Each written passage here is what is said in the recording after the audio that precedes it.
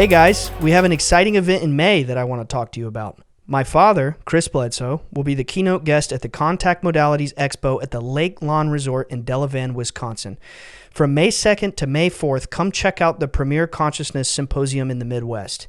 There will be a VIP lunch, a skywatch, weather permitting, on Friday. On Saturday afternoon, Dad will be interviewed live on stage by Jimmy Church in a fireside-style chat. And on Sunday night, there's going to be a cocktail party with a live DJ and a live panel. Throughout the weekend, there will be 3 conference rooms running simultaneously with some really cool presenters with amazing topics such as breath work, sound and resonance therapy, remote viewing, seeing in real time without eyes, CE5, dowsing rods, cryptids, spirits, mediumship, seances, astral travel, energy work, manipulation, Knights Templar and the Keepers of the Knowledge, the ET connection, divine feminine, frequency work via crystal skulls and biofield tuning, plant medicine, ayahuasca, channeling, quantum hypnosis, sacred geometry, and so much more. Get your tickets and more information at contactmodalitiesxpo.com and come hang with us. So let's give forward a little bit to. I'm at this point. I'm stealing a lot. I'm just going around and I'm boosting out of the stores. I'm boosting crazy. It's almost like something's letting me. And I'm walking in some stores, and it's like every person in the store is turning their head away from me as I walk by, and it's like I got some kind of magic power helping me steal. Which I don't know if that's a good thing or a bad thing, but it was there with me because. Like, it was crazy. I walk into a store and everyone would turn around and I would just walk through the people and like they would part ways. I would walk right to the electronic department in Target, take laptops out, the thing would be unlocked. I'd be like, okay. I go to grab them out, see a worker walking by.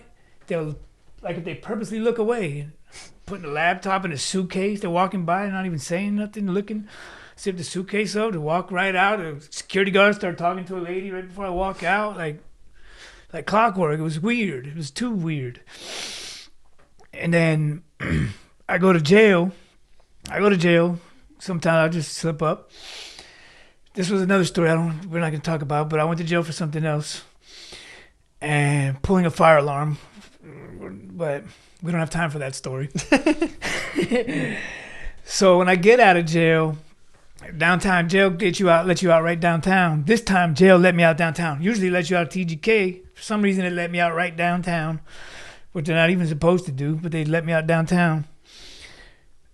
And so I'd get out right next to the tent city. And I walk to the tent city. I get in a girl tent that I know. I'm saying, I tell the story about I've been getting followed and everyone looked like they following me. And all the crazy shit, and she pulled up this thing on her phone from Reddit about targeted individuals. And she showed me, oh, maybe you're being targeted. And then she showed me they got a thing called Havana syndrome. They follow you with a drone and they send microwaves through you. It's all on the targeted individual thing for the CIA, right? And I'm like, that's crazy. Well, they're not going to be that serious with me, you know? So I keep doing my thing. I'm going to stores, stealing everything, and people still follow me around, all that. And I started looking up because she put that in my head, you know, the drone with the thing, following people around. So I started just looking up, see if I noticed anything. And sure enough, I see what I call a drone. It looks like Venus, but a little brighter, like even brighter than Venus, but it basically looked like a bright-ass star. And it's just right above me. And if I walked over here, it's going over here. If I go around the building, it'd come around the building. And I'm like, oh. It's following you? It's following me. Oh. And I'm thinking, it's a high-tech ass drone because it looks like a star. You know, it's way up there. And it's bright. And it's bright. Like a star. Man, it's a drone that's so high-tech, it's meant to blend in with the stars. You know? Yeah. I was thinking, damn, that might be the Havana syndrome drone that they talking about. Because that's a high-tech drone. I am being targeted. And I start noticing it everywhere I go.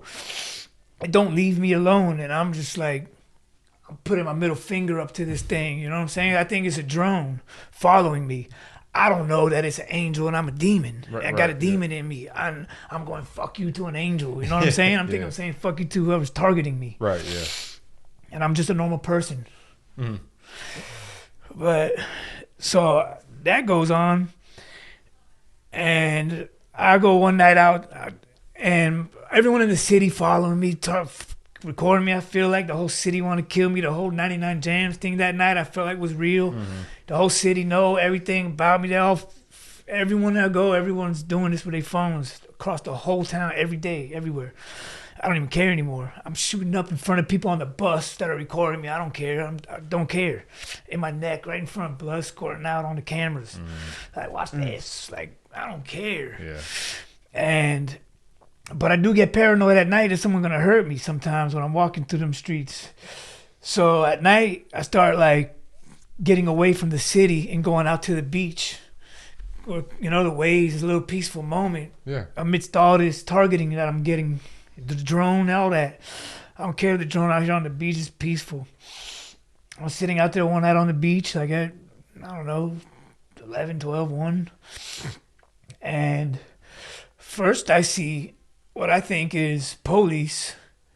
And they got a little sand four-wheelers. Oh, yeah. And they got like a pole with the police lights on the top that sticks up. Yeah. And way down the beach, I see like 12, 13, 14, 15 blue lights coming like in a group. And I think it's a group of police riding because they check the beach at night because it's closed to make sure no one's on it, I'm thinking. I've been on the beach sleeping where the police woke me up and said, get off the beach. Yeah. They walk through or drive through and look for people. Usually it's one or two four-wheelers, not 15 of them though, I'm thinking maybe it's a new class they're training on the beach. And I'm watching these 15 blue lights come down 6 feet off the ground down the shore of Miami Beach. Yeah. This is a popular beach. Even though it's dead at night on the sand, there's still a couple people scattered here and there out there, These blue lights get closer, I don't hear no engines.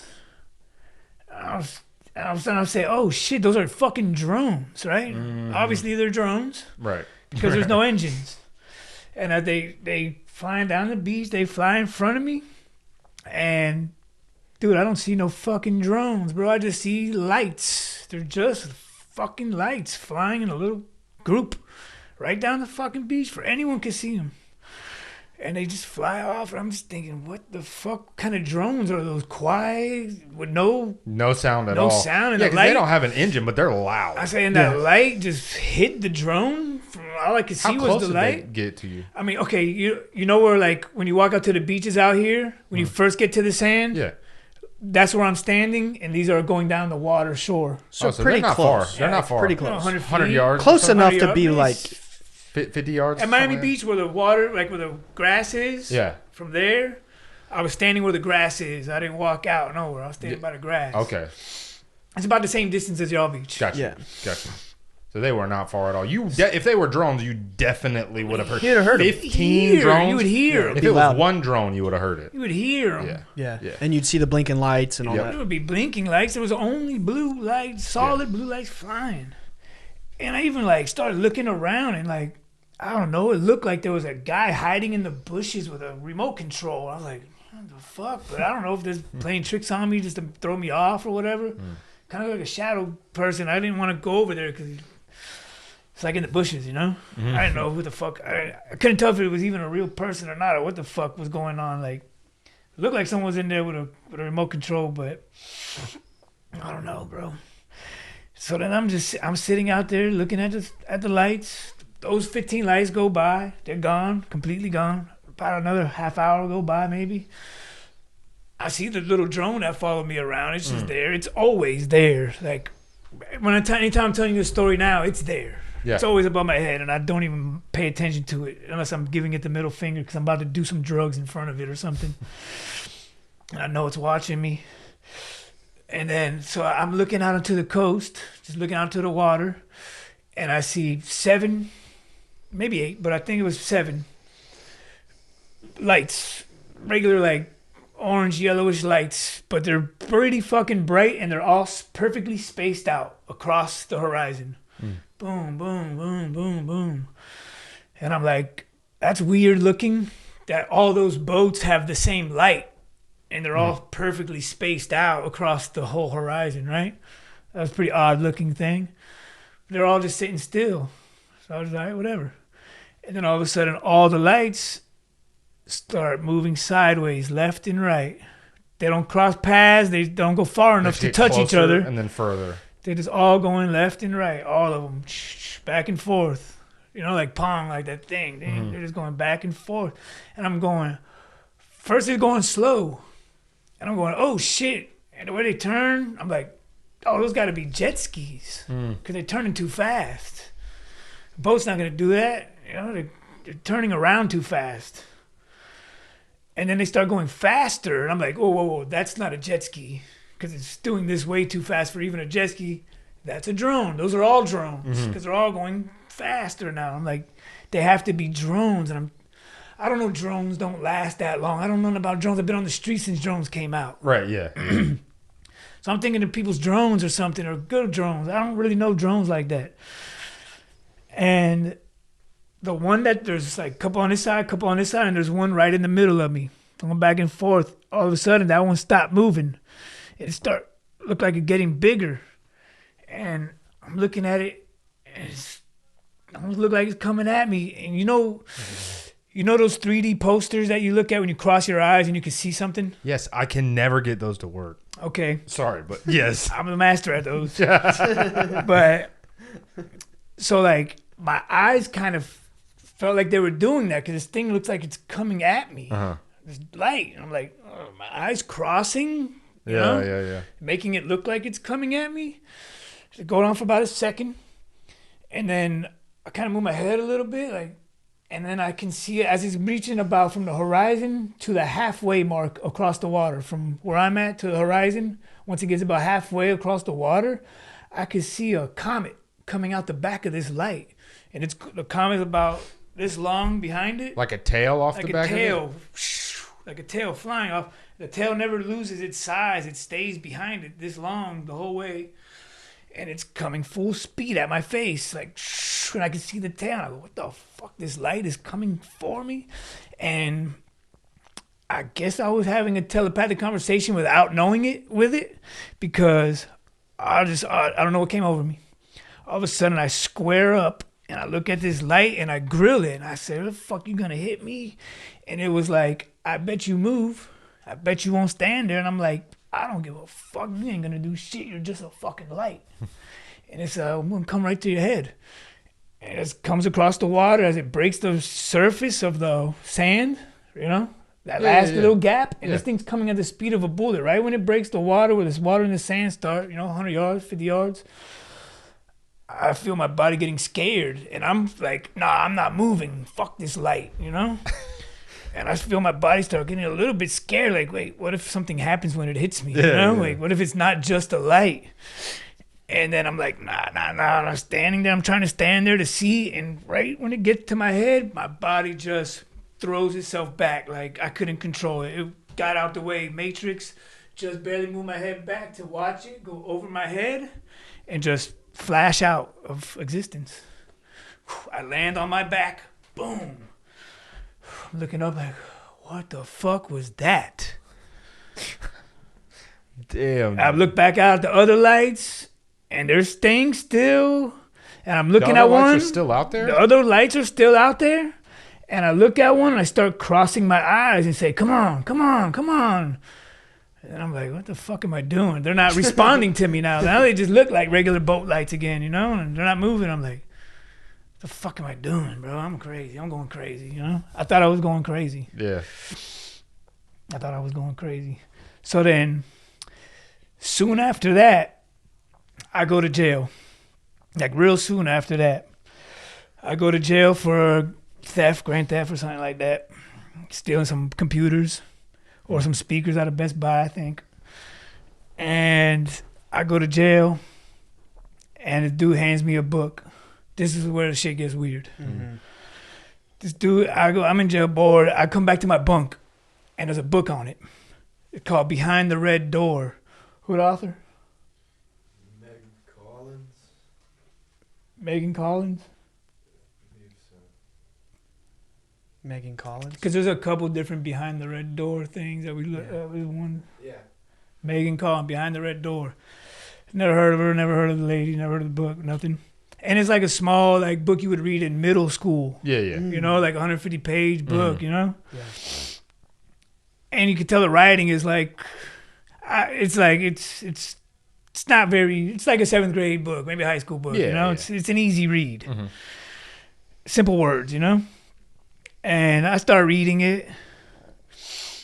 This dude told me you should read it. I read it. It's good. I started reading it. And it's about this, I don't want to get too into the story. It's about a girl that suppresses memories, that she has suppressed memories, basically.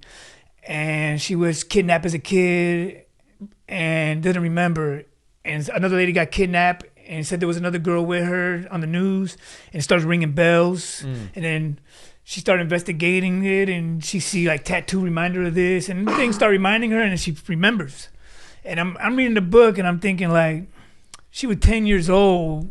How could you ever forget something like that and have a suppressed memory? Like, to me, the book was fake because you can't get kidnapped and forget about it, right? That's what I'm thinking.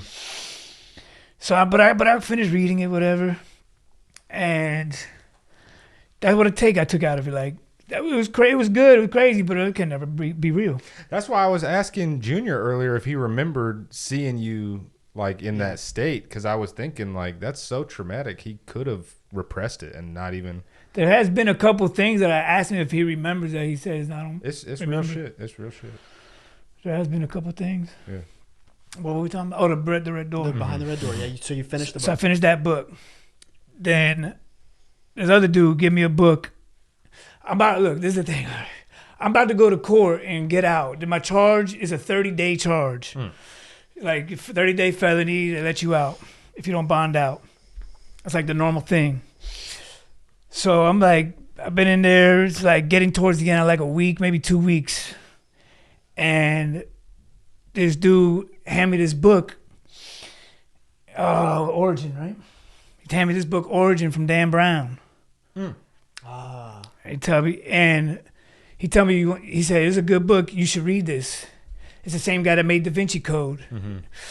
Because matter of fact, I think he had the book Da Vinci Code. And I said, I read that book before because I had read it in jail last time I was in there. I thought it was a good book. Oh no, Angels and Demons. That's what it was. Yeah, I read Angels and Demons in jail. I said, that's Angels and Demons. He said, yeah, you could read it. He said, here, you could read this book. Same guy, whatever. And he told me, he said, don't you got your court date coming up? I'm like, yeah. He's like, don't start reading it unless you're going to finish it. And I'm like, what are you talking about? He's like, you know, if you start reading a book in jail, they don't let you out till you finish it. You never heard that? I was like, I never heard that. It don't make no sense. So I take the book and I start reading it, and the book blows my mind about how AI control. Have you read the book, Origin? No. I've read Lost Symbol and Da Vinci Code. Those are the only two Dan Brown I've read. Basically, what blew my mind out of the book, and I guess the reason I was meant to read it, but what I read was how the AI, this guy, one of the dude, Robert Langdon's friends, made an AI that was gonna like solve the mystery of life. You know what I'm saying? In the book. And it was like this big show he was gonna put on how his AI solved life's mysteries for the world. And the AI actually set up this whole murder, how this dude murdered, sending emails, sending fake calls, sending all this thing, and the AI did it because the dude that built the AI had said, make this the biggest deal in the world. So the AI figured out all the murder and all this shit will make it a bigger deal. Some kind of crazy story like that. I remember thinking, damn, AI is crazy. Like, and he talking with an earpiece in his head, and it's talking to him like a normal person, like how ChatGPT 4 or whatever does now. Yeah. But this was a couple of years ago, but I didn't know about that, you know? Yeah. But I guess I knew it was coming because Dan Brown wrote about it. But so I take out of the book, basically, and I don't finish the book. My court date comes up. They push my court date back a week. I keep reading the book. I don't finish the book because only the beginning was pretty good. The end kind of got weird, and I wasn't really into it, so I kept putting it to the side and doing other shit, you know, and leaving it. And court date pushed back, bro. The dude telling me, I'm telling you, you ain't getting out till you finish it, bro. My court date got pushed back like 4, 5 times. One day, 2 days. And I'm like, what the fuck? I finished reading the book, Same day I finished reading the book finally. I guess I was supposed to get out anyway, but I finished reading the book. The jailer comes, you got a phone call. It's my lawyer, my public defender. He's telling me, hey, you're getting out in the morning, guaranteed. Right when I finished the book, I get a call saying I'm getting out in the morning. Damn, that's the dude looked at me like, who's that? I said, my lawyer. He said, you getting out? I said, yeah. He said, I know. You just handed me back the book. I know. That's crazy. So that was crazy. So I get out of jail. And I'm sobered up in jail. They didn't give me no Suboxone, nothing. So I'm completely sober for the first time. Every time I go to jail, they keep you on Suboxone. They let you out, so you're still doped up. Because it's dangerous to go cold turkey. You could die. You could just you could just die. Yeah, that's what they say. It is what they say. That's what they tell themselves so they don't stop. Yeah. But so I get out of jail, and I've been thinking like, I've never been sober for a while now, completely sober. Maybe when I get out of jail, I should go to my mom's house. You know? I had that thought. So they let me out of jail. I said, let me see where the world take me. First lady in jail, I get out released with an old lady. She looked at me, she goes, can you tell me how to get to what's the name of the? Gloria's house. No, the homeless shelter. Oh, Camilla's house. Yeah, can you tell me how to get to Camilla's house? They got all my paperwork and all my IDs and stuff over there. And Camilla's house is right next to Tent City in the hood. So I'm like, it's the world telling me just go back to the hood and get drug, you know? So I said, I'll walk you over there because it's a bad road to walk there. So I walk the old lady over there, act like I'm doing something nice when really I'm just walking myself back to the hood to get dope, you know? So I walk her back over there. I go into the tent, the same girl with the tent with the thing. I go to her tent every time I get out of jail. I go to that girl tent. What's up? She would give me a little free shot, like a small one. She give me a little free shot. Get high, chill in the tent with her for a couple hours. Shit wears off. And now I'm back on drugs, you know? I didn't do fentanyl, but I did a little bit of Molly shot. So I got a little on it, and then it wore off. And I said to myself, I'm going to go to the store. And I'm going to steal a bunch of shit. I told the girl I'm going to go steal a bunch of shit at Target. They don't know me anymore. My face is cleaned up. They're not going to recognize me. I'm going to go walk in this Target and I'm going to kill them. I'm going to come back. We get high for blessing me. I'm going to bless you back to the girl, you know? So I take the bus, go way out to a far-ass Target where they don't know me. They kind of know me, but they don't know me looking clean for sure. They don't know me that good. And I go out there. And second I walk into the Target, voices in my head. He's back. He's doing it again. He ain't learned. He think we don't know. He think he's someone else. All this. It's like everyone in the Target's talking about me, and I can hear their voices in my head, and it's like, oh shit, I can't steal right now. They're gonna catch me. I just got out of jail. I don't want to go right back. They know who I am. I didn't even realize it's like voices in my head. I just felt like it was everyone whispering around me that I was hearing, but I just kept hearing, there he is, there he goes, oh shit, everyone looking at me. I was like, fuck, the second I walked in, how the fuck, you know? I just walked in nonchalant. How could everybody already be like, there he is, the second I walked in? How could they have noticed me that fast? It's just, thing messing with my head, you know? So I couldn't steal nothing. I'm like, damn, I can't steal, I can't even walk to the shelf. So I turn around and leave. I can't do this. I turn around, I leave, I take the bus. Look, I entered back into the Truman Show. When I walk in that place and I started hearing the voices in my head, Truman Show moment started again. I wasn't really sure though. So I jumped back on the bus. I headed back out there. I'm thinking of another plan. And everyone on the bus, cameras on me. This is my first day out of jail, you know? I just thought, give me a day or two without all this targeting shit in my head again, you know? Back on the bus, everybody back. Texting each other, looking at me. I'm like, fuck, this same shit, right back to it. Don't matter what I look like. And so I get off the bus downtown. And no, I get off the bus by Dayland, by the Metro Rail, where the Metro Rail starts. And I don't know what the fuck is going on. I'm thirsty, right? So I go to one of the stores where I usually come to the side and I hit the hose nozzle and drink. I go to the side of the store right by the Metro Rail there, and the shit's welded shut. And I'm like, damn it. I go to the next. I know every single hose nozzle in the fucking shopping mall in Miami at this point, you know? I go to the next one, welded shut. Go to the next one, welded shut. Every fucking building. While I was in jail for 2 months, they welded every single one of these things shut. I can't get no water. I start going into the store, ask, can I get a cup of water? Nah, you can't have a cup of water. We don't have a cup of water.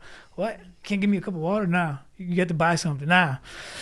Every store I'm going into, I'm asking people, can you buy me water? No. Can you get me water? I'm start thinking, what the fuck is going on? I can't get water? I think, oh shit, this thing, I'm gonna die out here, you know? I start getting in my head paranoid, like, I need to drink water now. This is getting serious. Like, I just make sure that I can get water. I see a water bottle on the floor, like by the dumpster. Looks like it's full and brand new. So I'm like, oh, my own water. I don't have to ask nobody. I walk over, I pick up the bottle. It's light, it's empty. And when I look at it, I read the label and it says Aquafina. But what I read is Spanish, water finished. It's the universe telling me you ain't getting no more water, Aquafina. And now I start like, what the fuck, water finished? I'm already thinking I'm not going to be able to get water. I pick up the thing and it says Aquafina. It's like another everything. I throw the water down.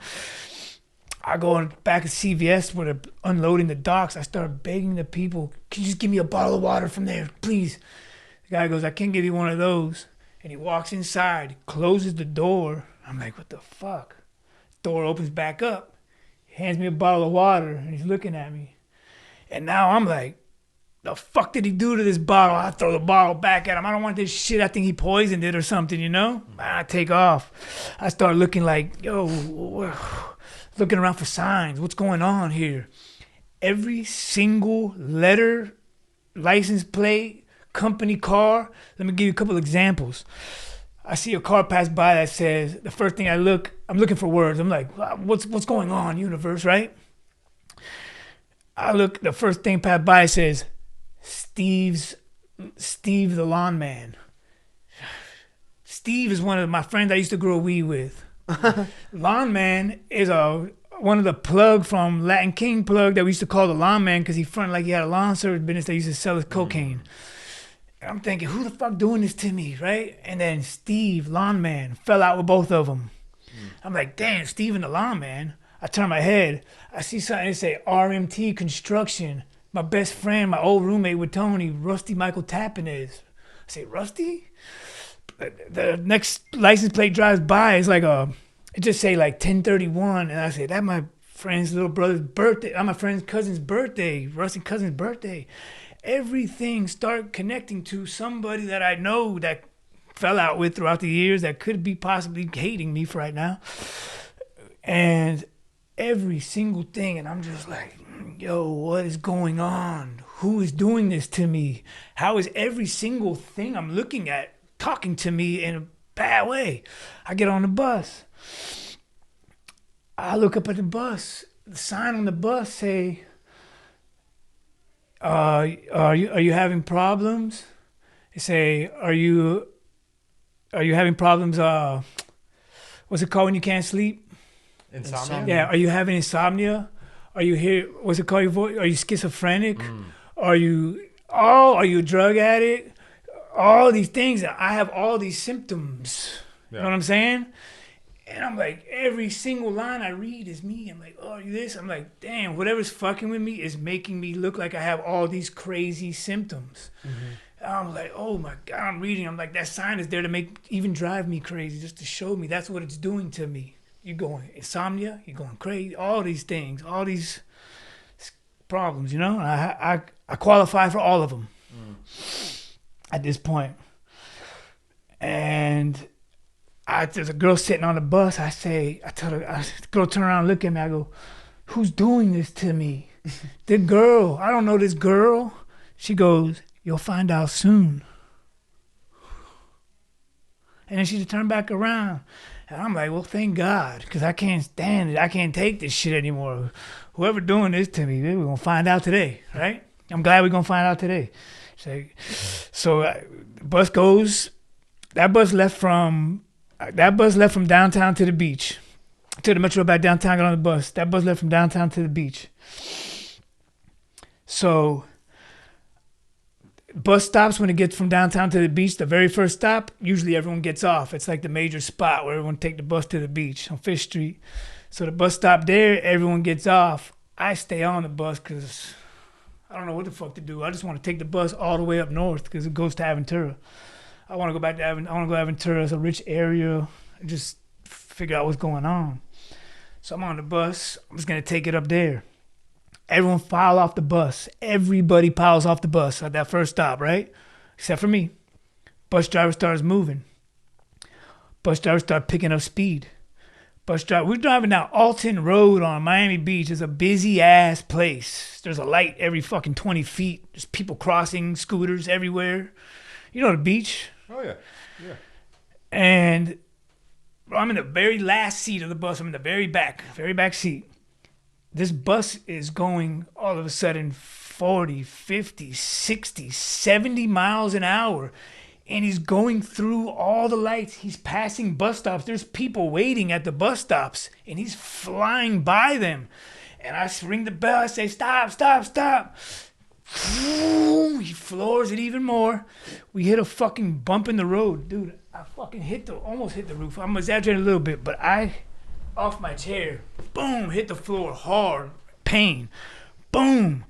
I'm just screaming. Yo, I'm not even screaming. I'm just scared, bro. I look in the mirror at this guy and he just looks like a demon, bro. I see a fucking smile on his face like that. And he's not even looking at the road. He's looking at the mirror at me flying through all this. And I'm like, oh, he's not real. This is hell. He's going to crash this into a wall. I'm going to die. And he's not even real. So he doesn't care. That has to be what's happening right now. That's what I'm flying. Boom, all of a sudden he slams on the brakes. Doors open up on the bus and he's telling me, this is your stop. We're on 36th Street now. I'm glad to get off the bus at this point, but he told me, this is your stop. The bus going back to the garage. I'm closed. This bus is supposed to go to Aventura. I got on the Aventura bus, so it's not even supposed to stop there. So that's another thing. Like, what the fuck? So I get out right there. I get out the bus. And I'm just like, okay, maybe this is where I'm supposed to find out who's doing what to me, right? I feel like this is where it's going down, right? I get out of the bus. I'm walking down the street. It's a very busy place, 36 in Collins. I walk up to the CVS on 36 in Collins. And I'm looking around. Nothing. I'm looking, give me a sign, universe, something. And then all of a sudden, all the people walking by, there's a girl standing still, smiling at me. I've never seen her before, the young Spanish girl. I say, is it you? Is it you? She's saying, yeah. I said, all right. I walk up to her. I was saying, who the fuck doing this to me? What's the fuck going on? And she's like, you don't know? You don't know? Look around. I don't know. It's like, I don't know what she's really saying. She's saying shit to me. And she's like, I say, who is it? She's like, the girl. I'm like, what girl? What girl? I start looking around. I see a name on the restaurant. It say Paola Restaurant. I remember a girl back when I was when I was like 19, when I was bad. A girl I linked up with named Paola that wasn't a good deal. I say, Paola? That girl from there? The girl goes, no. I look around. A cab comes by and it's like Tiffany something. I'm like, Tiffany? Oh shit, Tiffany to the girl? I start remembering all the bad things with Tiffany. She's like, no, I wasn't Tiffany. She's like, no. She's like, no. And, you know, I don't want to continue on for this, but there must have been 7 different girls' names that I saw at this moment that went through my mind of bad things. And I asked the girl, is it her? Is it her? Is it her? And this girl keeps saying no. The girl keeps saying no. I don't know if the girl knows what I'm talking about. You know what I'm saying? She just, I don't know. She's kind of going with it, though. Maybe she's fucking me. I don't know, you know. I don't know how this all happens like this sometimes. But, so then, I started telling her, she started telling me words. She says a couple words, and then she says, nieta. And I go, nieta? And I think of Tony, the gang, nieta. I go, nieta? I go, Tony? And she shakes her head, yeah. I go, and then, okay, I didn't tell you this story, but it'll come back now. Right after we did that robbery thing I told you about with Tony, next week, we had a party over there. And Tony come that day, he said he met a girl at his job. At this point, Tony had a new job and he worked at a mall. And by the time Tony moved in with us, he wasn't even working anymore. We were friends for a while. And he said this girl approached her at a mall and was asking him a lot of personal questions and hitting on him and saying she wanted to chill with him. And he said it was really weird because Tony's not a good-looking person, you know? Well, he didn't, you know what I'm saying? This girl, he's saying it was like a model. He's like, it was really weird. It almost felt like she was like trying to spy for somebody and try to find out who I was. Maybe for somebody for the robbery or something, you know? Trying to ask me questions and shit. I'm thinking he's crazy, you know, because I was young at that time when he first told me this. I was thinking he was crazy. This just happened a week ago. You just got lucky in the mall. So then this girl come over. And then he tell me, this girl come over and he put a bar, a Xanax, and a bottle of liquor. The girl tell him what kind of liquor to have. She's going to come over and drink with him. So he tell me the girl going to come over and drink with me. I think she's going to try to get me drunk and ask me questions.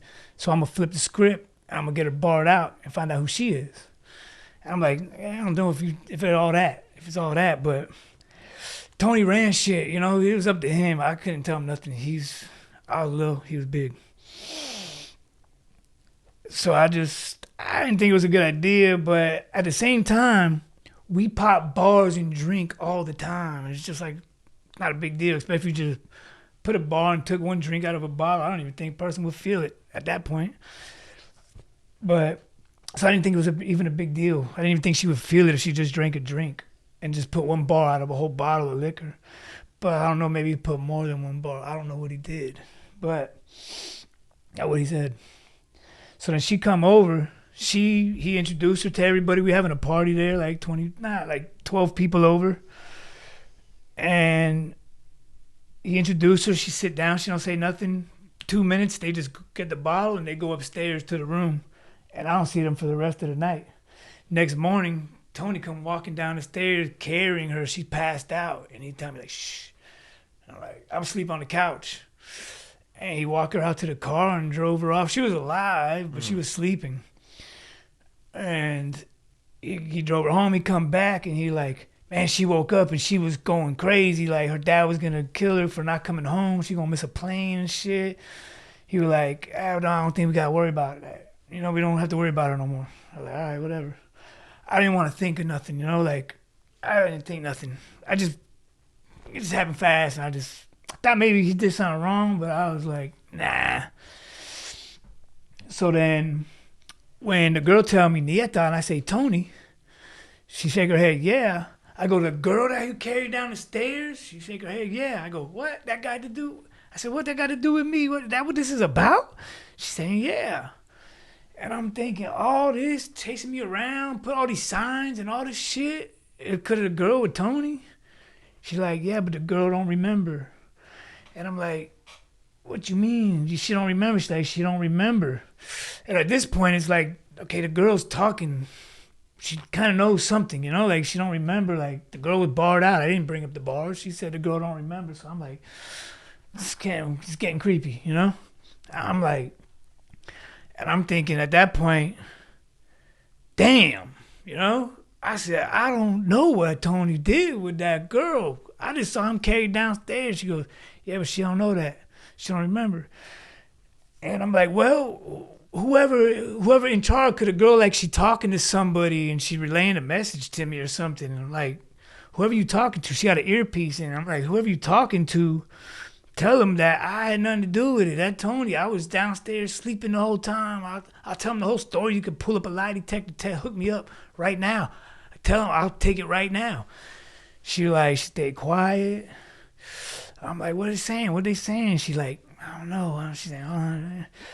I'm like, well, she believe me, right? I mean, you can believe me. You can see it in my eyes. I don't know what the fuck happened. I ain't had nothing to do with that night. I had nothing. Tony took upstairs. They drank. They came back downstairs. I have no idea. And she like, I said, what's she saying? The girl goes, she says, let's take a vote. Like, what you mean take a vote? And she starts screaming out, Anybody want to spare him? Anybody want to spare him? Anybody got spare change for him? Just mixing that in. You got spare change for him, and do you want to spare him? Back and forth. And I'm like, what the fuck are you talking about? And then people start handing her a dollar once in a while. A lot of people saying, nah. I'm like, what do you mean? People start handing a dollar, and she counts. She's like, these are the votes. And I'm like, what, all these people are judging to see if they believe me? All these people here for the girl? She's like, yeah, all these people. I'm like, the whole beach, bro. I'm like, what the fuck? Everyone's walking by saying yes or no, little change, little dollar. Most of the people saying no. After like, just go on for like 10, 20 minutes. She get about like $12 and some change. And I'm like, all right, what the people saying? You got enough money to vote? Did I pass the vote? She goes, you know we're close. I go, what do you mean? I'm like, I start screaming, you ain't gonna spare my life for $1. You all won't spare my life. None of you will spare my life for $1. And I'm like, nah. One person said, all right. I said, she's like, nah, you ain't close. I said, so what? How long we got? How long? What do we have to get to? And how long we got? She like, it's over. I said, what do you mean it's over? She said, that's it. Time's up. I go, so what that mean? She just goes, and she walks away. So I'm thinking I'm about to get shot for something Tony did 20 years ago that I got no clue. You know what I'm saying? And that's what this is all about. So I'm just like, and at the same time, she's telling me this, there's these black SUVs that parking right in front of the CVS for like a minute, and then it'll circle around, and another one will pull up right behind it. And by the time that one come around, another one, like clockwork, black SUVs, boom, boom, boom. And I'm watching this the whole time. People are voting, and I'm like, who are they in the van? They in the van? She's like, yeah, they're in the van. People I'm talking to in them vans. I'm like, oh, God. So she walk off and leave me standing there. These vans keep circling around, and I'm just like, in my mind, one of these windows is just going to roll down and roll back up and drive off. So I'm like, I don't want to be standing still, right? So I just start walking. I'm like, they ain't going to just pull up on me like this in front of all these people. I start walking down the street. I cut to the back block because I don't want to get killed in front of everybody. Cut one back block. Cut behind there. I'm still walking parallel to the ocean. And I see a black SUV parked at the end with a man standing by the car. And I'm like, oh, this is the end, you know? I walk up to him. I'm ready to die at this point. I don't give a fuck. I'm tired of feeling scared running. Like, I'm just like, oh, just do it, you know? I walk up to this man. I say, where do you want me to go? What's up? Where do I go? What do I do? You want to do it here? You want to do it right here? Thinking he's going to kill me. I'm thinking he's the assassin. And he just points to the beach, towards the beach. I go, you want me to walk out to the beach? And he just stayed pointing at the beach and back to his phone. And so I was like, all right. I walk out to the beach, you know? Kill me out on the beach. And I walk out to the beach. I walk out to the sand. I look up, drone, Venus. The Venus drone up there. Fuck you. You gonna film this for everybody? All right. I walk out to the sand. And I'm looking around, waiting. You know, what's going on? Where are people at? You told me to walk out to the sand. I'm looking for something out of place. You know what I'm saying? I'm like, you know where I'm at. I'm telling the drone, you know where I'm at. I'm right here. You got me out here on the beach by myself. Do what you gonna do. I'm thinking that talking to somebody. I don't know. Talking to myself. I don't know. Sorry. So, just nothing's out of place. Everything's normal now, except for the only thing I noticed, which I don't even know if this has anything to do with it, but it just happened. I look down at the sand and I see writing in the sand. Letters about this big, and it's English alphabet, but not English words. I don't understand these words, but I could sound them out. You know what I mean? So I'm just sounding these words out that don't make no sense. And bro, I started walking down the beach, and bro, these words went for like wherever 36th Street is to wherever the rocks are. I think it's like 28th Street. So that'd be like 6-7 blocks. Wow. These words went on that long. And I'm walking down and reading them, looking around. As I keep getting like another block down, I'm getting a little more scared. For some reason, I don't know. Nothing else is happening. I just feel like I'm getting scared. I don't know why. Like my inside is just, I feel like I'm getting to the end, and when I get to the end, that's where they're gonna kill me. You know? As the closer I get to the end, I start stalling. I don't want to get to the end. I would start reading the beach words more. I start doing circling around them. I don't want to keep going to the end, but there's nothing else is happening. I gotta go see what's going on at the end. So I had to keep walking, making my way down to the end, and I read the last word. It's the only one that it's not even a word, but it's the only thing that makes sense, and it says UFC. Right? That's the only thing I recognize out of the whole 7 blocks of words. And it was like 4 lines of words scattered like, it was crazy. I like someone just did it with their fingers. Someone probably did do it with their fingers. I don't know. But I get to the last word, and when I say UFC, I feel like Macho Man Randy Savage is about to pop out somewhere and just rip my arms off. You know what I'm saying? Like a UFC dude. And I'm like, UFC? Oh, shit, that's how they're going to do me? They're going to beat me savagely to death, you know? All right, figured. Make it good, at least. I'm thinking in my head. And I'm just scared, bro. I'm just there scared. I almost think I see like a giant dude run behind me, and I'm like, turn around, ain't no one there. I was looking, all of a sudden I look out toward the ocean, and now we're gonna get to the weird stuff. When I look out to the ocean, 15 feet, maybe 15 yards, I should say, 15 yards, and about 10 yards up in the air is a drone. I could show you a picture of it. I'm gonna show you a picture. You want to see it now or add it in, or Both. I'd like to see the image. Now, just to clarify for the listener, because this may be your first time hearing this story. At the time, you thought this was a drone. Yeah. Well, look at it. Yeah, this is your drawing? Yeah, this is what I was looking at from the straight up eye level. Uh-huh. That would have looked like to me. Okay. That's what it would have looked like from the top. That's the way it was shaped. Okay. So the top one is eye level, if he's looking at it. And straight on. all those 24 squares, those 3 rows of 8 squares, they were lighting up. When I look at it, they're going like, Shining strange colors and stuff. Oh, like Look. all different colors and stuff? it's white, it's yellow, it's pink, and it's orange. 4 different color lights, but they're not like light bulbs. It looks like someone's taking lighters with a pink lighter, white lighter, yellow lighter, orange lighter, and because these lights are like, it almost looks like a fire, Yeah. but Like little flames. appearing real quick. But it's flickering on and off like a light bulb, but they're like little. They're So not it- flames, but they're made out of flame. So it's a very, very strange, extremely bizarre, and visually shocking UFO phenomenon. Yeah. Something that you just can't even comprehend what you're seeing. So at the time, you're like, this has to be a drone, right? Okay, the second I see it, and it's doing all them lights like that, the light's so soft. It's not even like flashing. They're just soft. The second I see it, my mind goes to the Havana Syndrome drone. Yeah. This is the Havana Syndrome drone that been following me around. It came down. Holy shit. I'm just going to tell you what my mind went to like this. My mind went quickly to, oh my God, UFOs are real. We recovered the technology and we made this fucking Havana Syndrome drone out of it. That's where my mind went. And this is a government drone, and maybe the mafia got a hold of the technology and they fucking with me.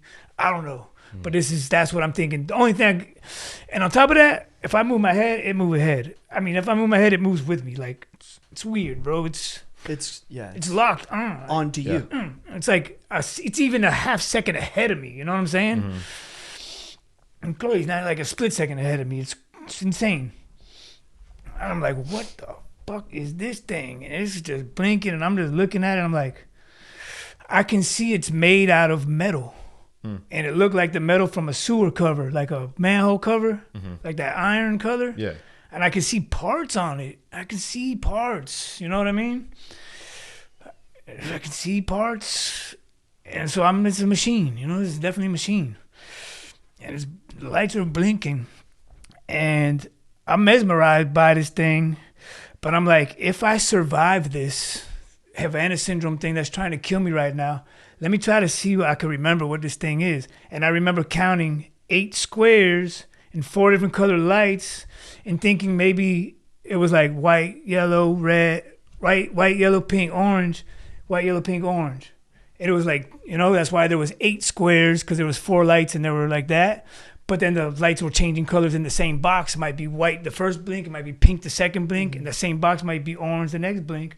And they're all just changing colors and blinking. So I'm like, there ain't no rhyme or reason to that. But there's 3 rows of 8. That's 24 hours in a day. That's easy to remember. I can remember that.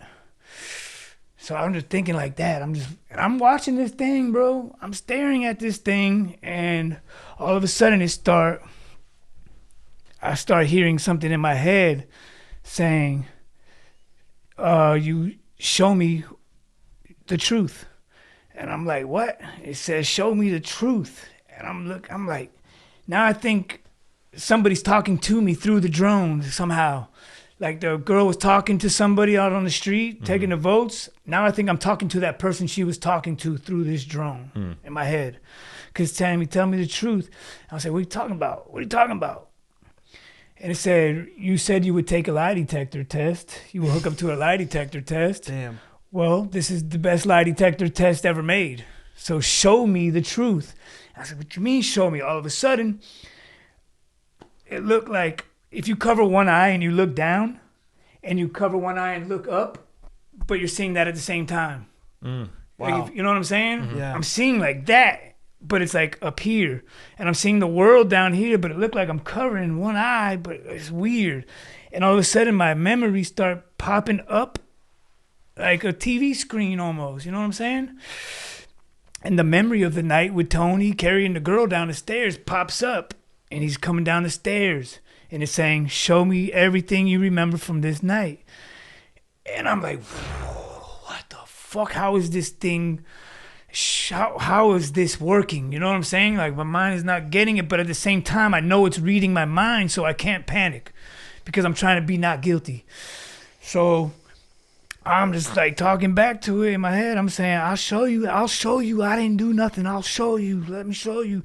And I dig through my memory and I pull it up on the screen for it.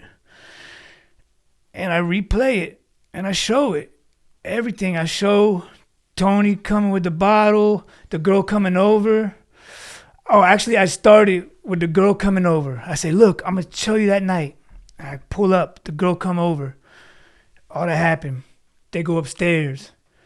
I stay downstairs. I show the whole night. All the party I did, the girl fell off the chair. I remember the night. I show what happened. I said, see, I was downstairs the whole time. I fall asleep on the couch.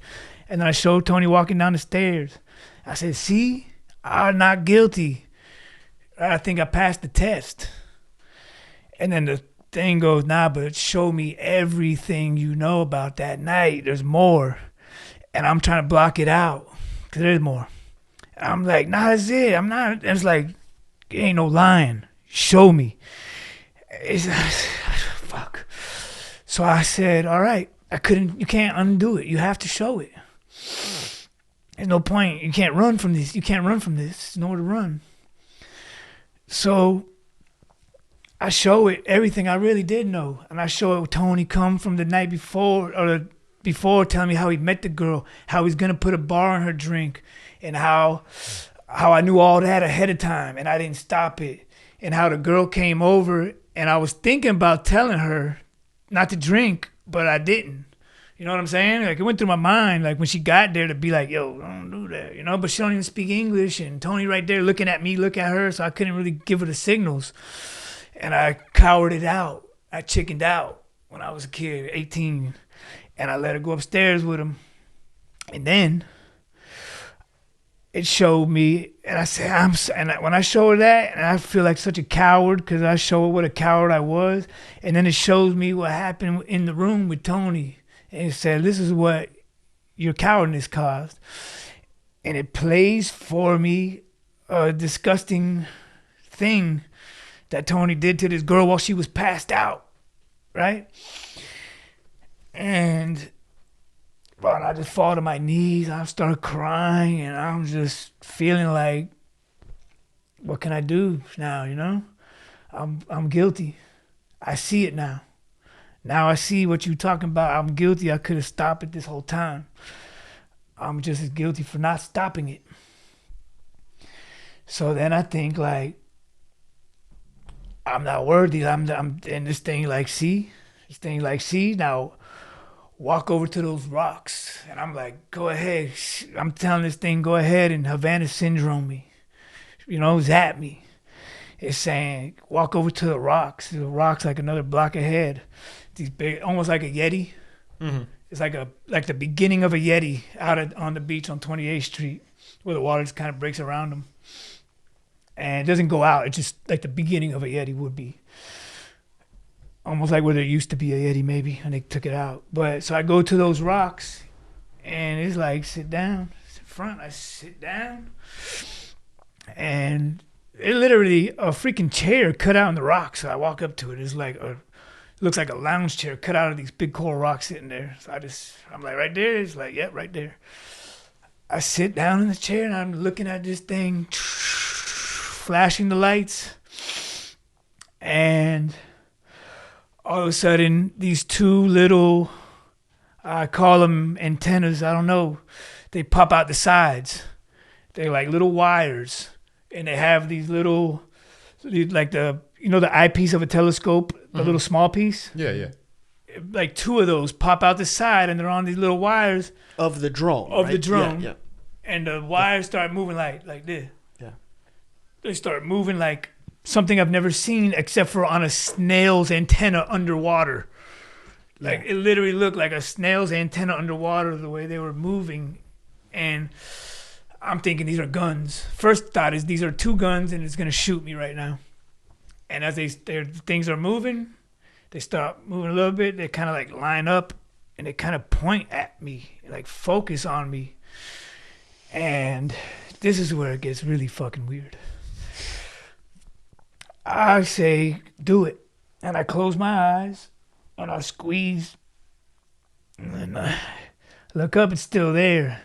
And I'm like, oh, you're going to fuck with me? I'm like, bro, you got me out here. Just fucking do it this time. And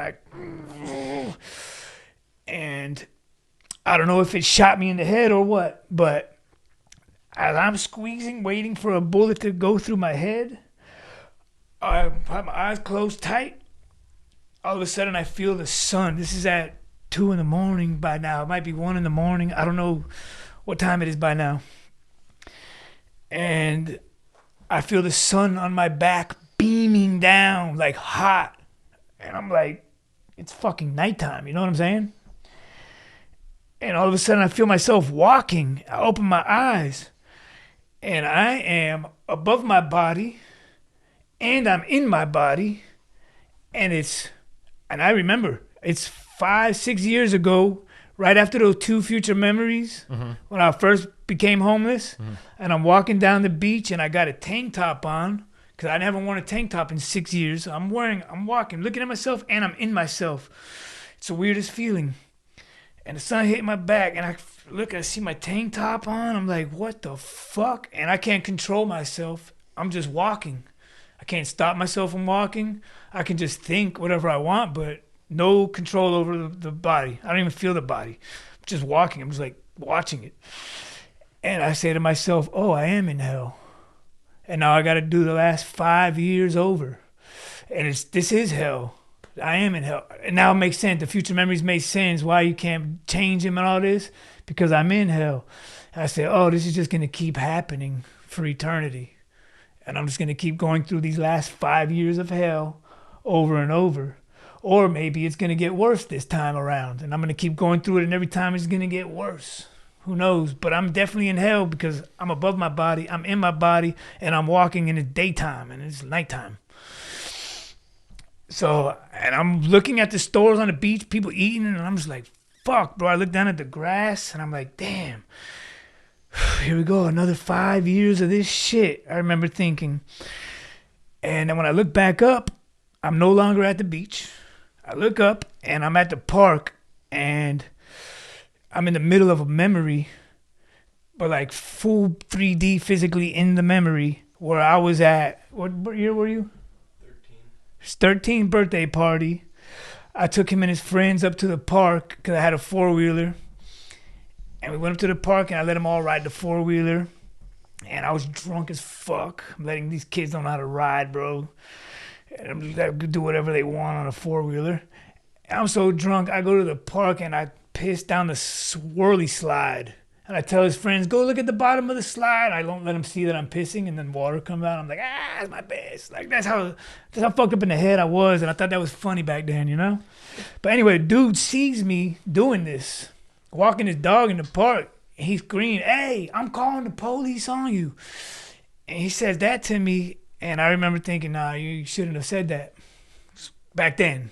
You know, this is back then. And when he said he called the police, I dropped down off the slide and I ran over to him and I just went wham, slapped the phone out of his hand because I hear him on the phone. It was an old phone, so the battery broke off the back of it. This is back in the day. So the 911 disconnected. I knew it instantly. Boom. You know? And I looked at him. He didn't want to fight. But at the same time, my dog. Okay, so this. Okay, let me tell you. So when I'm walking through the beach, and I look up, I'm in the mid fight with this guy, and I'm slapping his phone. Boom. Actually, I'm punching him in the fight. I didn't finish the memory. After I slap his phone, he turned around and he punches my dog. And when he punched my dog, I punched him. Now, when I was going through the hell, when I look up, that's where my memory starts, right where I'm punching the man. Mm-hmm. So I look up and I'm punching the man, but I am the man. And I'm the kids that are around watching, and I don't feel the pain and I can't stop the things from happening. And all I can feel is that I'm terrifying everybody around me, and I can feel how scared this man is, and I can see myself beating myself. I didn't know I was that scary. But when I make a mean face and I start going like that, I could look kind of scary all of a sudden. I'm watching myself beat myself, and I'm scaring myself. I can't stop it, and I'm just, and I'm everyone at the same time, and it's about to get deep. You ready? Yes, I'm ready. Let's finally get deep, right? All right. So, I mean, I don't know what's going on there, and then from that point, my life starts going backwards from that point. And the first thing I remember every second kind of, but like real fast. And then it kind of like stopped and like played forward a memory, but I'm in the memory. And it starts, remember where the doves story? Yeah. You're like Right. 18? Yeah. Or no, you were like 15, right? I was 15. Young. I was 15, and it starts when I come home from the doves. That's where like it rewinded and started playing back at that moment, knocking on the door. And I'm telling my mom, I don't want to do drugs no more.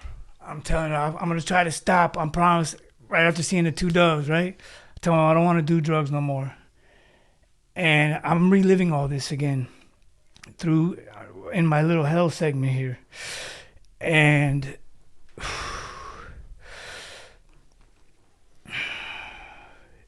so I remember I'm trying not to do drugs, but I'm not feeling right in school.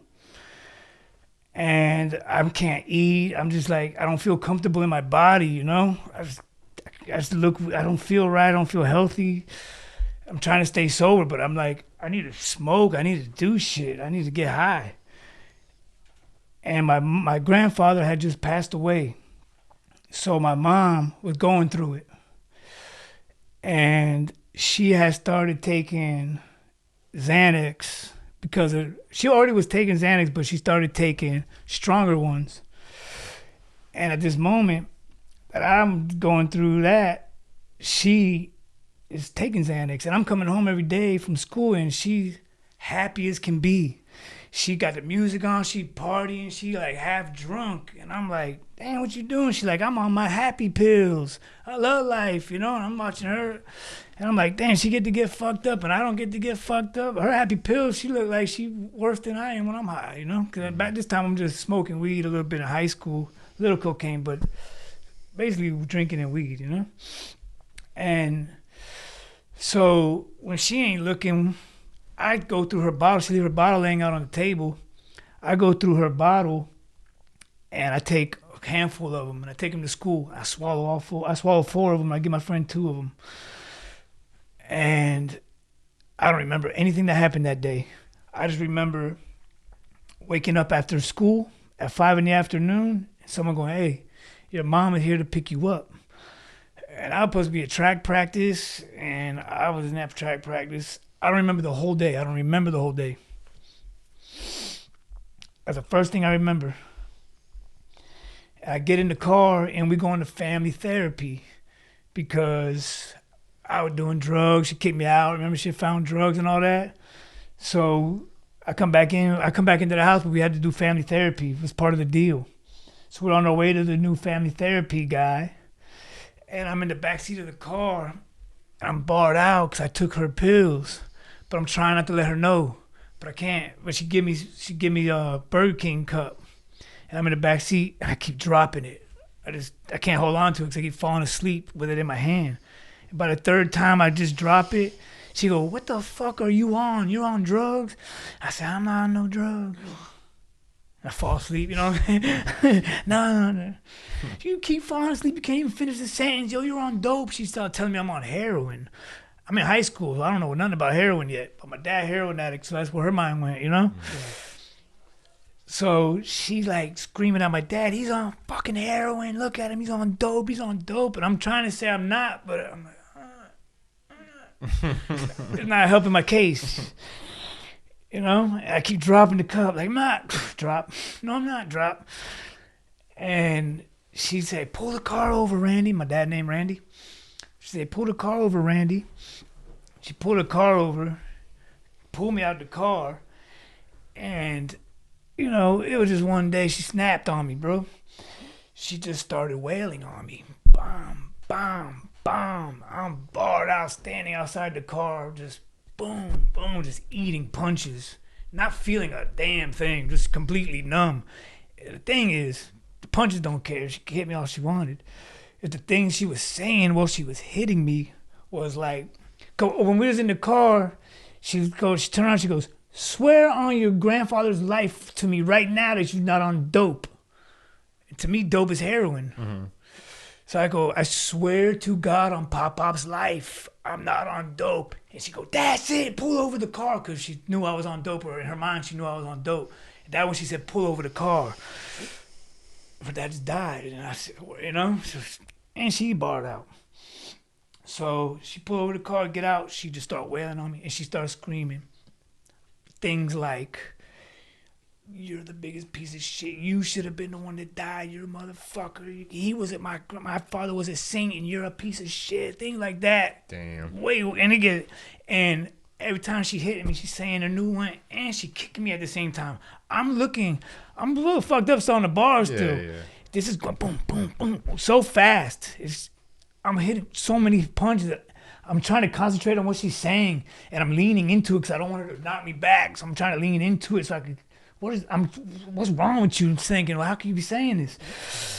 And dude, I'm looking at her. She looked like she's levitating, and she's just kicking me. Like, it looked like something out of a movie scene. And it looked like she had 4 arms, and she was just hitting me with all of them. I couldn't understand what I was looking at. It looked like I was looking at some kind of weird creature that wasn't my mom, you know? Face was blue and mad and raw. Bro, it was weird. And this kept going on and going on. I'm thinking, like, God, stop this. This can't tell her to stop this. I'm thinking in my head, what the fuck? When is she going to stop and be like, start hugging me? That is enough. Never stops. I'm telling you. This is how long this went on. My dad stayed in the car. He don't even stop her. We were in front of a 6-lane highway. We pulled over the road. A police officer was in the store across the 6-lane highway. come out the store, sees her punching me in the face, jump the fence, 6-lane highway, jump another fence, ran through the parking lot, and then dove and tackled her as she was still hitting me. That's how long she kept going. And, you know, it took me back to that memory. And everything up until that memory was like, why am I being like this? Why am I being like this? It took me back to that memory, that day, that time when she did that. It changed the insides of me, the way that I vibrated or whatever they call it, the way you feel inside. I see my whole life after that. Things kept changing it, but that was a major one right there. After that, I started really fucking people up. When they tried me, boom, you know what I'm saying? I used to be self-defense fighter. After that, I turned into look at me the wrong way, I'm punch you, I don't care. I started fighting in school. I started fighting, punching my friends. My best friend lost my best friend because I spit on him, swung on him, drunk. It all started being like that after that. So that's kind of, it's taking me back to my memory. Then it take me back even further. And I said, oh shit, now that makes sense why I've been a fucking asshole. Okay, that's starting to make sense.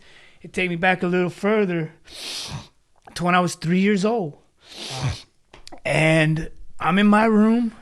My mom telling me, you got to be a big boy now. You're going to preschool in a month. So now you got to sleep in your room by yourself. So she closed the door, and my closet door is closed.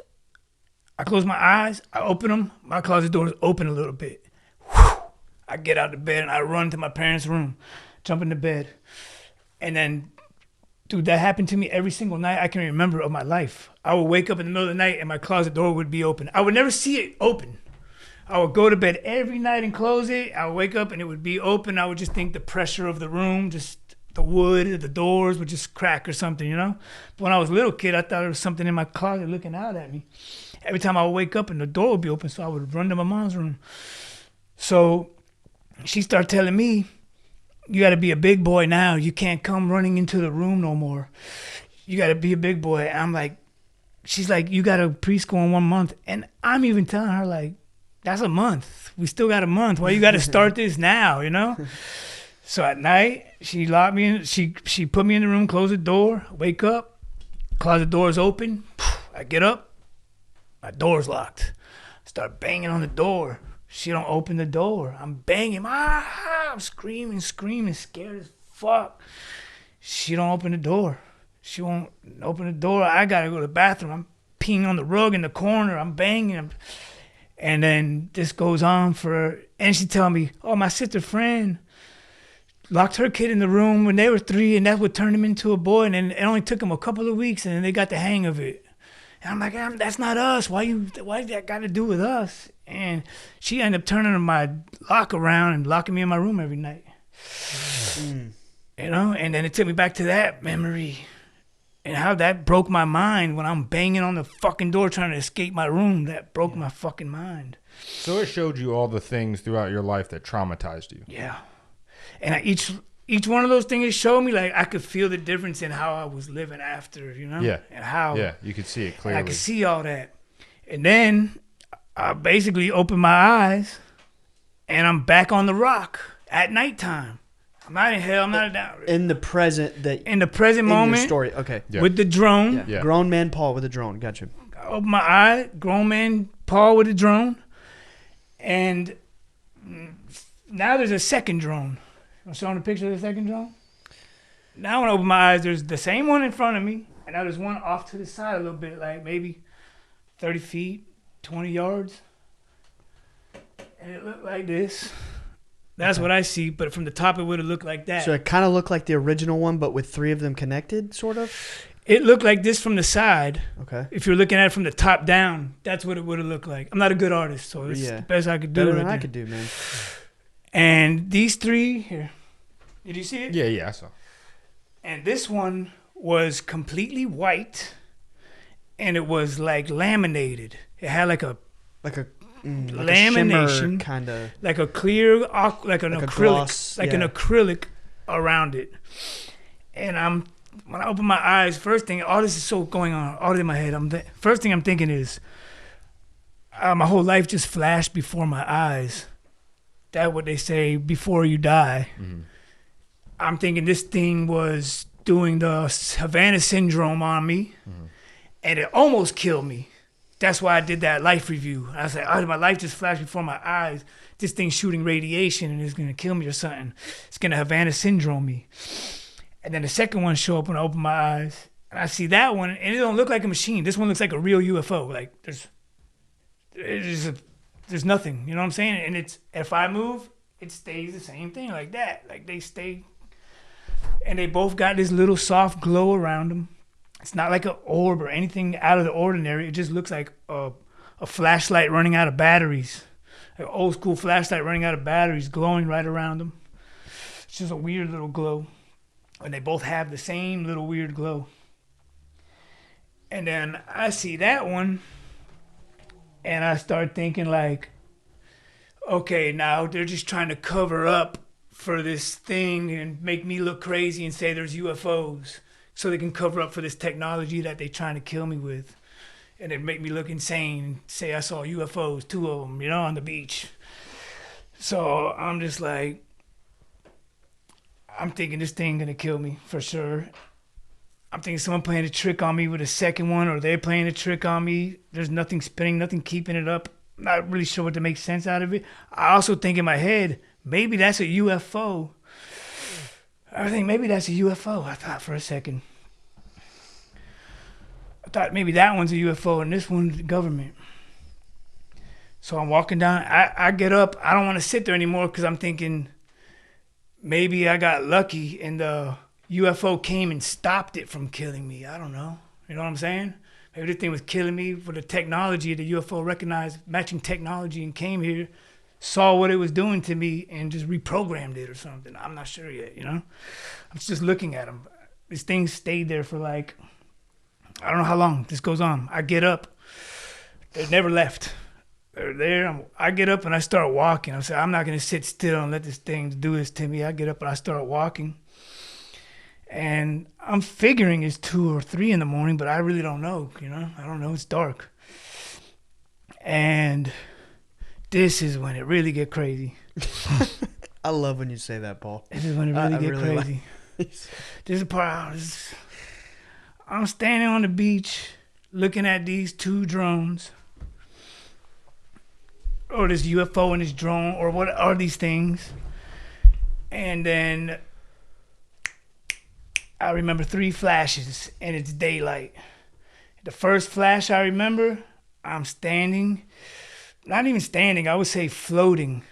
It almost feel like what you would, like when you put on VR goggles and you look down and you don't see your legs. Yeah. You know what I'm talking about? It was almost like that. Like I look down and see my legs, but I'm there. And I'm just in a big ass black room, probably the size of like half a basketball gym, a giant laboratory, like a college laboratory, science laboratory, big ass room, and it's all black. I don't see nothing. I just see off to my left, I see a table. I don't see no legs. I could just see the top of the table, because the top of the table there's a light. And it's just moving around, doing this little fucking weird square circle thing. Just moving around real fast. And I'm like, where the fuck am I? What is this? What is this? And I could feel somebody behind me, but I don't really know. But I don't feel like I'm alone. I feel like there's someone behind me. And it's telling me to focus on the light. And I started looking at the light, like, really hard. And all of a sudden, I don't know how to explain this, but I can see time in front of me, and I can see it. I can see how it works, and I'm not in it anymore. I'm outside of it, and they're just showing me like this. I mean, I could explain to you what I could say. It's going to take a minute, and it might sound crazy, but I'll come back to that. But basically, it's just like that. Like, I know how it works. I can explain it to you. It might not sound right. I'm trying to figure out a way how to explain it lately. But I know how it works. I can see it with my own eyes. I can see it. It's the same thing. No matter what, it's the past, present, or future. It's the same substance. Doesn't matter where it is. It's all one same thing. Like if you put a piece of bread in the oven and it grew, let's say the piece of bread was now. When you turn on the oven, it started growing. Out one side is the past, out the other side is the future. But it don't keep growing. It kind of folds back in on itself as it keeps growing. And you're the now always. You don't really move through it. It kind of moves around you always. So you can never get too far ahead, too far back. And you're not really going anywhere. It's moving around you. And once you're in it, you can't stop. It's just moving around you. It's like a piece of bread. If you take the first slice or the last slice, it's the same ingredients. Yeah. Past, present, future, time's the same no matter where you take it from. And I can see that. I don't know how it didn't. That's not what I saw. That's just how I'm trying to explain It's like I a can metaphor. understand. And then right after I started seeing time, I see time, and then I start. I don't know how, but like, I don't know if you want to say remembering or connecting to something bigger, but I start feeling like I am everything, everywhere, all at once, and not the movie. Like, literally. I feel like I'm a fucking plant. I feel like I'm a tree. I feel like I'm people. I feel like I'm everything. I feel like I'm a little microscopic piece of dust. I'm everything, and it's all happening at the same time everywhere. So it's just, I am everything. It's just everything, everywhere, all at once. Just everything. And I start feeling spinning. I start feeling everything spinning. And as it starts spinning, I start kind of coming out of everything all at once. And I start it's like it spins me out of it almost back into myself. And as I'm coming out, I'm remembering like being less and less things, what it's like being less and less things, all the way till I'm just me again. Like other people's lives, other things. I'm just me again. And now I know that I'm back to my consciousness. I'm just me. I'm not everything everywhere all at once. And now I'm realizing like being me is the out-of-body experience. Myself is everything. This is the out-of-body experience. We don't go out of body. We go back into our bodies. Mm. This is the out-of-body experience. Mm-hmm. This life. Yeah. And I'm realizing that, holy shit, this is the out-of-body experience. Mm-hmm. Yeah. And I'm not nowhere. I'm just feeling everything spinning, and it's like I'm just knowing this. When I can look up and I can see something again, I see the entire world spinning around me. I can see, I don't know how to explain this. It looked like if you took a pencil and drew circles like a tornado from one end of the sky to the other end of the sky, just wrapped around everywhere. But instead of pencils, it was made out of light, So I'm seeing these swirls, they keep swirling around, these light swirls, just around the whole universe. Every moment, they're right in front of me. It's going around the whole universe, and I'm seeing every time they come back, the lights combining with more lights, and it's just this braid that keeps coming in my face is getting bigger and bigger. Like on a saw that's drilling around real fast, like it's always drilling right there. It's kind of like that, and as it's spinning, I'm seeing these dark spots in the sky, and these dark spots are getting hit by this light strings that are spinning around. And these spots they're huge dark spots, but compared to the light going around the universe, they're just little specks, But in my head, I say, oh shit, that's a dark spot. That's scary. I don't know why. I just see dark. I know it's scary. And I see the light coming around, and it looks like it's, those Disney portals? Like they make like the fire. Oh yeah, Doctor Strange. Yeah. Yeah. Bro, where these light strings were hitting these dark spots, look like that, like flaring off the sides of it. And every time it's wrapped around the universe, it got stronger and stronger until the darkness was gone. Wow. And then it would be another dark spot, even bigger. I'd be like, oh shit, that's a lot of darkness. And it would just grind on it. basically showing me that the light is coming, the light is gonna win. The light is battling the dark has no chance. I'm like figuring all this out as I'm seeing the dark doesn't have no chance, you know? Yeah. I don't know what the dark is, I'm just seeing it. That's what I can explain. The dark has no chance. The light coming around, the light strings combine and they get stronger every time, and there's nothing the dark can do about it. It can stay there for a minute, a big spot, it might take a second, but the light strings are gonna grind on it and go away. And once the dark's gone, it's gone forever. The light takes its space, it occupies that space, and that's it. The dark is gone. I'm like, holy shit, you know? I'm seeing this and I'm understanding it. Not just seeing it, I'm understanding this. And as right when I understand that, the last dark spot gets erased, I look down and I can see myself standing on the beach. And I'm spinning on top of my body, coming down. And I fall into my body. And as I fall into my body, now the world starts spinning like if I'm dizzy as fuck, like you spin on a baseball bat. Now the world starts spinning around me. Now this is probably the weirdest thing that happened thus far. Now the world's spinning around me.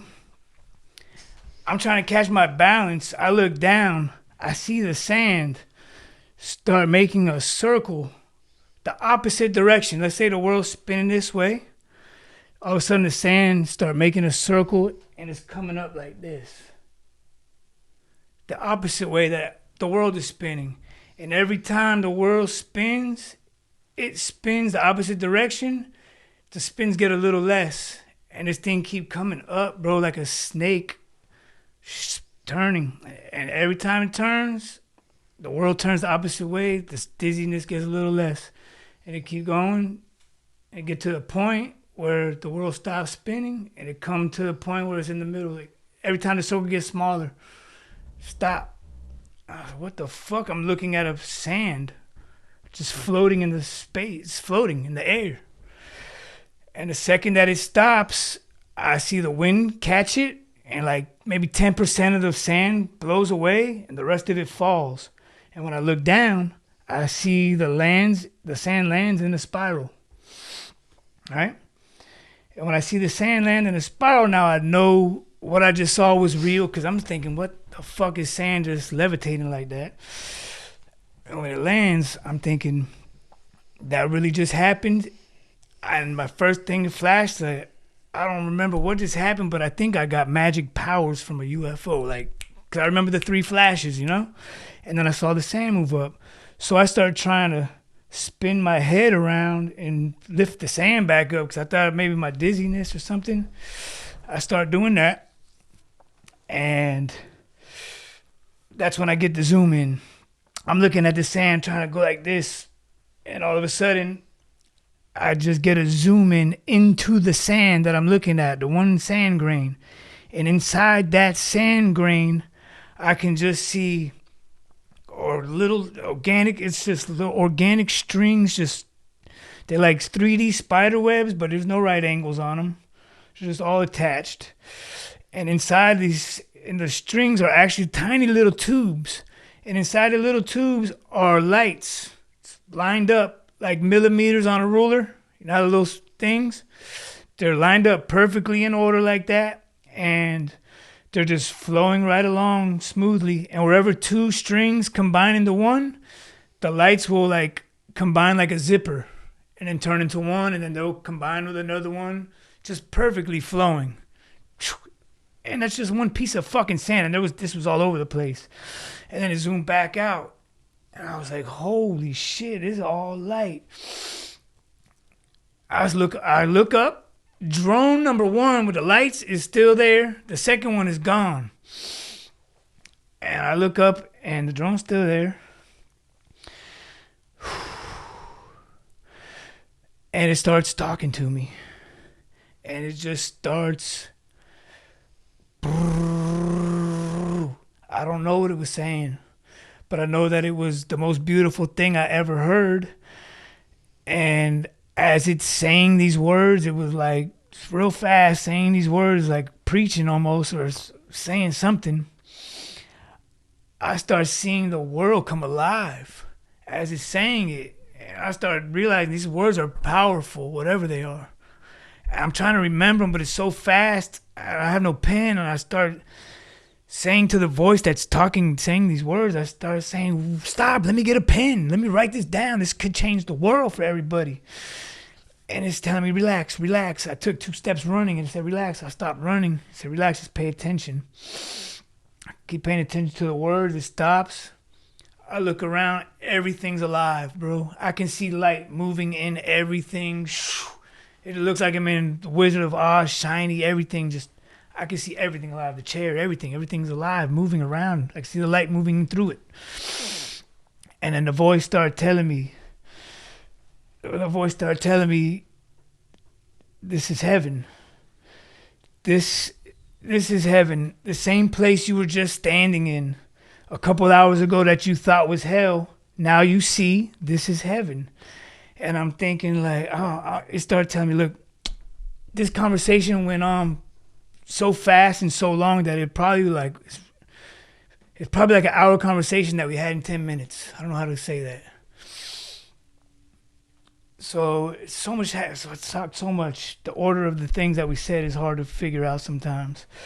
But it starts telling me that it was John the Baptist. There's this drone that I'm looking at telling me that it's John the Baptist. It's not John the Baptist. It tells me it's the true spirit and power of John the Baptist. And I had just been delivered from evil. And I had just been reborn. And I'm thinking like, I told you had just been eternally baptized. And I'm like, do I got to jump into the water? And it tells me, no. Eternal baptism is held in the light, not in the water like the one in the Bible. You got eternal baptism. All right, I could dig that. Now I'm start talking to this thing like it's my friend. You know what I'm saying? It's not like God. It's kind of like God, but it's more like a conversation with an old friend I ain't talked to in a while. And it started telling me like, I'm sorry that this night was so traumatic and you had to go through all this at once, but the time had to be right now that you had to wake up. And it's telling me what to do. It's telling me all kinds of things. It's telling me, let me start here. It's telling me you're going to go home and wake up your son. You're going to teach him the true teachings of Jesus that are not in the Bible. And it's going to say it tells me they were purposely left out of the Bible. I don't know this drone. I don't even read the Bible, I don't know this stuff. It's telling me this. And, bro, it starts letting me starts giving me different future possibilities. It starts showing me like endless possibilities of everything that I've ever known, everything that I can remember, how I can organize, what I can do. Boom, and it gives me this story. It says, your story. You have the best story, bro. And it's telling me I'm going to tell my story. That's when it's telling me you have a good story to tell the world. And it tells me in a year and a half, you're going to make telepathic friends. In 2 years, they're going to help you remember your entire story and tell it to the world. And you're going to help wake the world up. And you're going to be part of a great awakening. And I'm on the beach like, I'm a homeless bum on the beach. Like, okay, I'm happy. I'm thinking, this is great. This is awesome. Of course, I'll do it for you, Of course, it's showing me everything that it's showing me what I'm going to do. And it's awesome. And I'm like, hell yeah. So it's like, at the end, I had a long conversation with her, but that basically was like, at the end, I'm walking, it started trailing off, and it's telling me, look, just make the right choices. Everything you experience is real. Just make the right choices. And it's telling me, I'm like, don't go. I don't. It said you got to do this on your own. But don't worry, if you ever need me, all you got to do is really, really think for me, and I'll be there. But you have to do this on your own. And it said, don't worry, there's already millions of telepathic people out there. There's already people awake. And when it said that, I started thinking like, Millions is a lot of people. I don't think about billions, you know? I'm thinking millions is everybody. I'm not really putting two to two together like that yet, you know? Telling millions of people already awake. You'll find friends. Don't worry about the past, all this stuff. You still got to deal with your past stuff, but you're gonna be okay. Like, you're gonna know how to do it now. You're gonna know how to get through it now, how to maneuver through all this now. And I'm excited. You know, it sounds like a great future I got set for me. So I start walking out the beach, and I'm thinking, oh, another thing it told me it's going around the world waking people up. You know, this drone told me that's what it's doing. That's what it got to go do. So I called it drone, you know? Right. Because it looked like a machine to me, this one. And so I start walking off the beach, and it's telling me, like, everyone's telepathic, a million people telepathic. It helps everyone. Anyone can connect to it at any time. Everyone knows that it can connect to it. Like, not everyone, but it's the way I took it, you know? So I'm leaving the beach. I'm thinking everybody knows about this drone. Or other people know about it. I'm not thinking I'm the only one.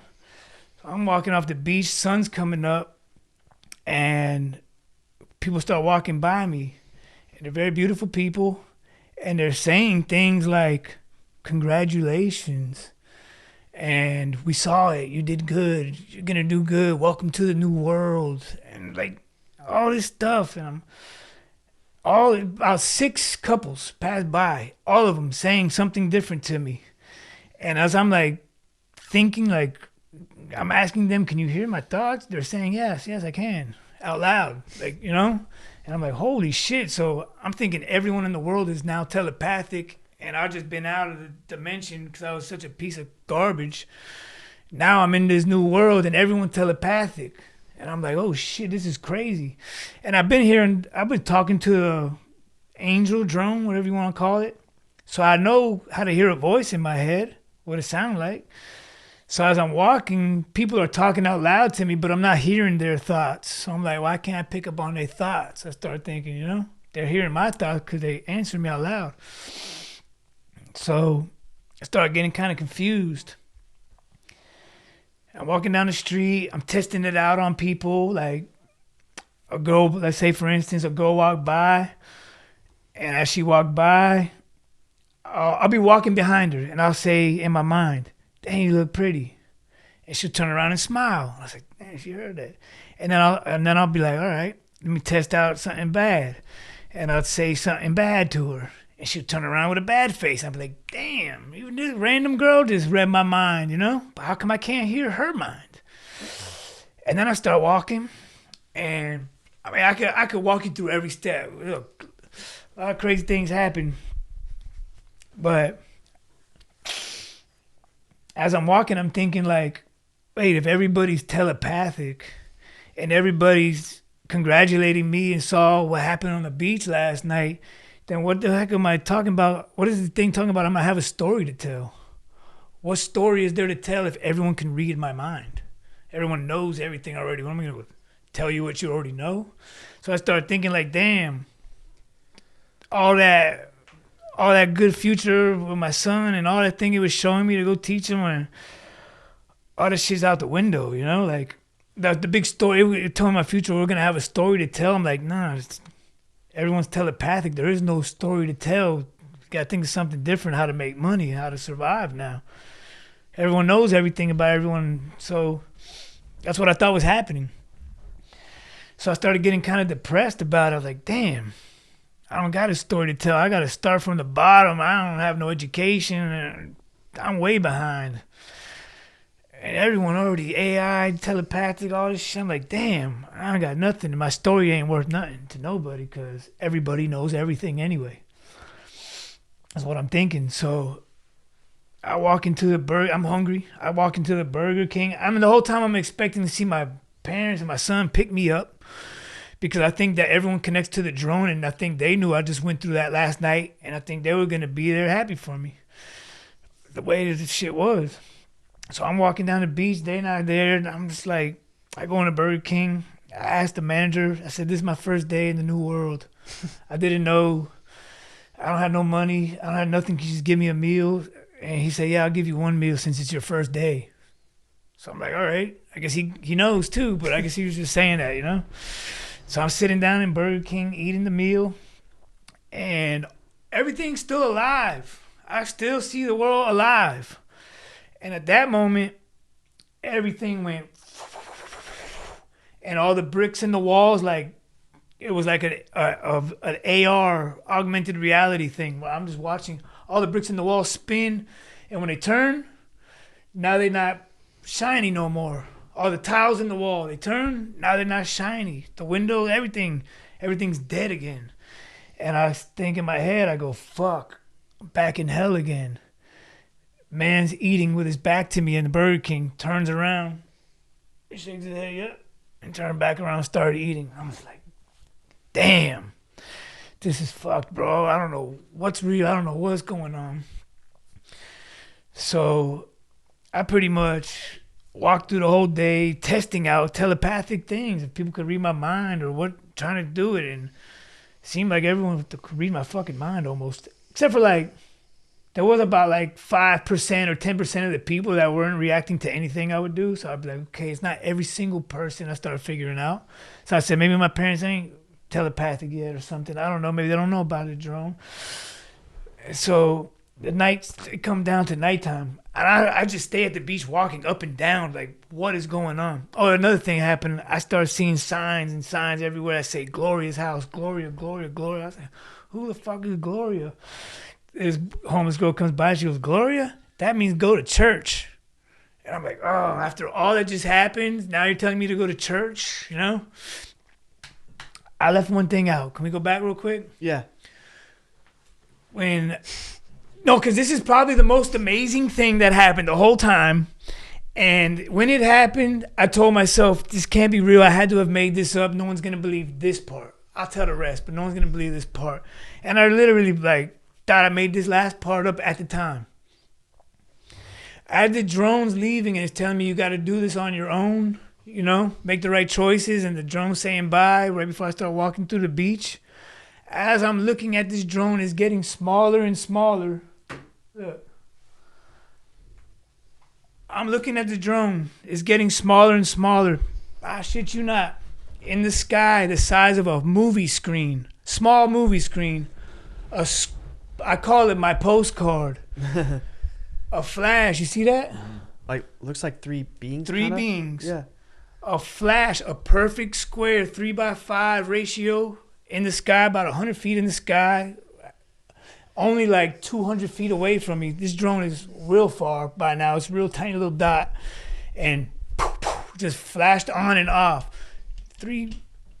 At the very moment, I thought it was aliens. Mm-hmm. I said, it looked like a negative picture, you know, like, you know, a negative, how it's like opposite. It was like a negative in the sky, and these beings were dark. They were all dark, and they were sitting. It looked like they were like this, but you can't really tell because it was just dark, you know. They're basically just like that, and the light behind them was white, bright, and the sky was blue, so it was like a cutout, just it's a flash. I said, what? Aliens? I said, what? Then I started thinking, I could tell you all the things I started thinking. Like John the Baptist, aliens. Then I started thinking the government drone. I started thinking the government drone. Then the aliens came and fixed it and turned it better. I don't know what the fuck was happening. Like, so many things have gone through my mind at that point. So, where was I? Sorry. Okay, so you went back to revisit that you saw the thing in the sky. So, okay, so in present time at your story, you said it got to be nighttime. It got to be nighttime. Yeah. It got to be nighttime. The whole day goes by. I'm still at the beach. I'm supposed to be teaching my son all this stuff, all this future to show me. My parents didn't come by or nothing. So, it's nighttime. I lay down in this closed cafe. I put my face into the crack of the wall, and I close my eyes. There's no one there. I make sure there's no one there before I lay down and put my face into the wall, you know? I close my eyes, and I start saying to the drone, so you said if I ever really needed you, really, really needed you, I could connect with you, And you told me I was gonna be home with my son today, and I'm still here at the beach. Why would you tell me this? Where my parents at? Take me home. I say in my head. Right when I say that, I hear keys jingle. I'm laying down. I open my eyes, and I look down by my feet. There's a boy laying against the wall, along the wall with me. And he's jingling his keys. And I've never seen him before. And he says to me, "Hey, man, I can't be sleeping out here anymore. Out here, I'm going to go home. You need a ride? I'm going to Bird in 127. I said, "What?" He goes, "I can't be out here no more. You need a ride. I'm going home to Bird in 127. That's my mom's address, which is 45 minutes away from the beach. Wow. So I'm thinking this is the thing they sent me a ride home almost, you know? I say, "Yeah, give me a ride home." I'll take a ride home to Bird in 127th Avenue. That's literally where I want to be. That's the exact address that I want to be at, you know? So, get in dude's car. We driving home. And it's a weird, bro. He's having I don't know who this man is or what, but he's like walking me down this spiritual conversation, you know what I'm saying? Like testing me, trying to find out what kind of person I am, like just weird, like trying to see how I am now, almost like he knew me and was trying to see how I was. It was weird, bro. But anyway, we get to my house and he dropped me off. And I ain't talked to my mom in forever. I just went through this whole thing. I don't know what to say. I don't know if she knows. I don't know if they know about the drones. I don't know if they know about everything. I don't know. So I knock on the door at 10:30 at night. She opened the door up. She like, "What are you doing here?" And I don't know what to say to her because I'm trying to figure out if she know what's going on. And I tell her, "The drone brought me home. You don't know about the drone?" She's like, "What are you talking about?" So I just, I start rambling. I don't remember what I told her, but she sent him a text saying what I told her. Something about a drone that controlled my whole life and it's all good now because it saved me and it's really an angel and all this stuff. I didn't know what. I don't even remember what I said to her exactly, but it was something like that. And she ended up texting him, "Your dad came home," saying some crazy story, saying, "I hope he's on drugs, because if not, he lost his mind. Let's just pray that he's on drugs," she said. Damn. But I understand. Sound crazy if you don't know anything about it. So, but she let me stay there, and I'm thinking everything's gonna be okay now. I see him the next day. I mean, it was beautiful. The first time I seen him since I've been normal now. And even my mom giving me bad vibes because when I first told her everything that happened, the first words out of her mouth was that she said it sounded like the devil to her. And the way I explained it to her and the way she responded, it was the same way that Robert Langdon did it in the book Origin. Playing the AI, telling someone about the AI, and they said, "That sounds like the devil to me." And I was like, "Oh my God, am I living in the book now too? Still like all the repressed memories from the first book and the AI in the second book kind of felt like what happened." So I don't know, I was kind of out of it. So I go to sleep. I wake up, he's there. I still haven't felt right inside, like I don't feel comfortable yet. And I've been on the street for a while, so I haven't had emotions really, Been blocking out everything. So even with my mom, like even when I saw her, like I wasn't sure how to feel. And then when he came over, she just said, I forgot what she had to say. What she said?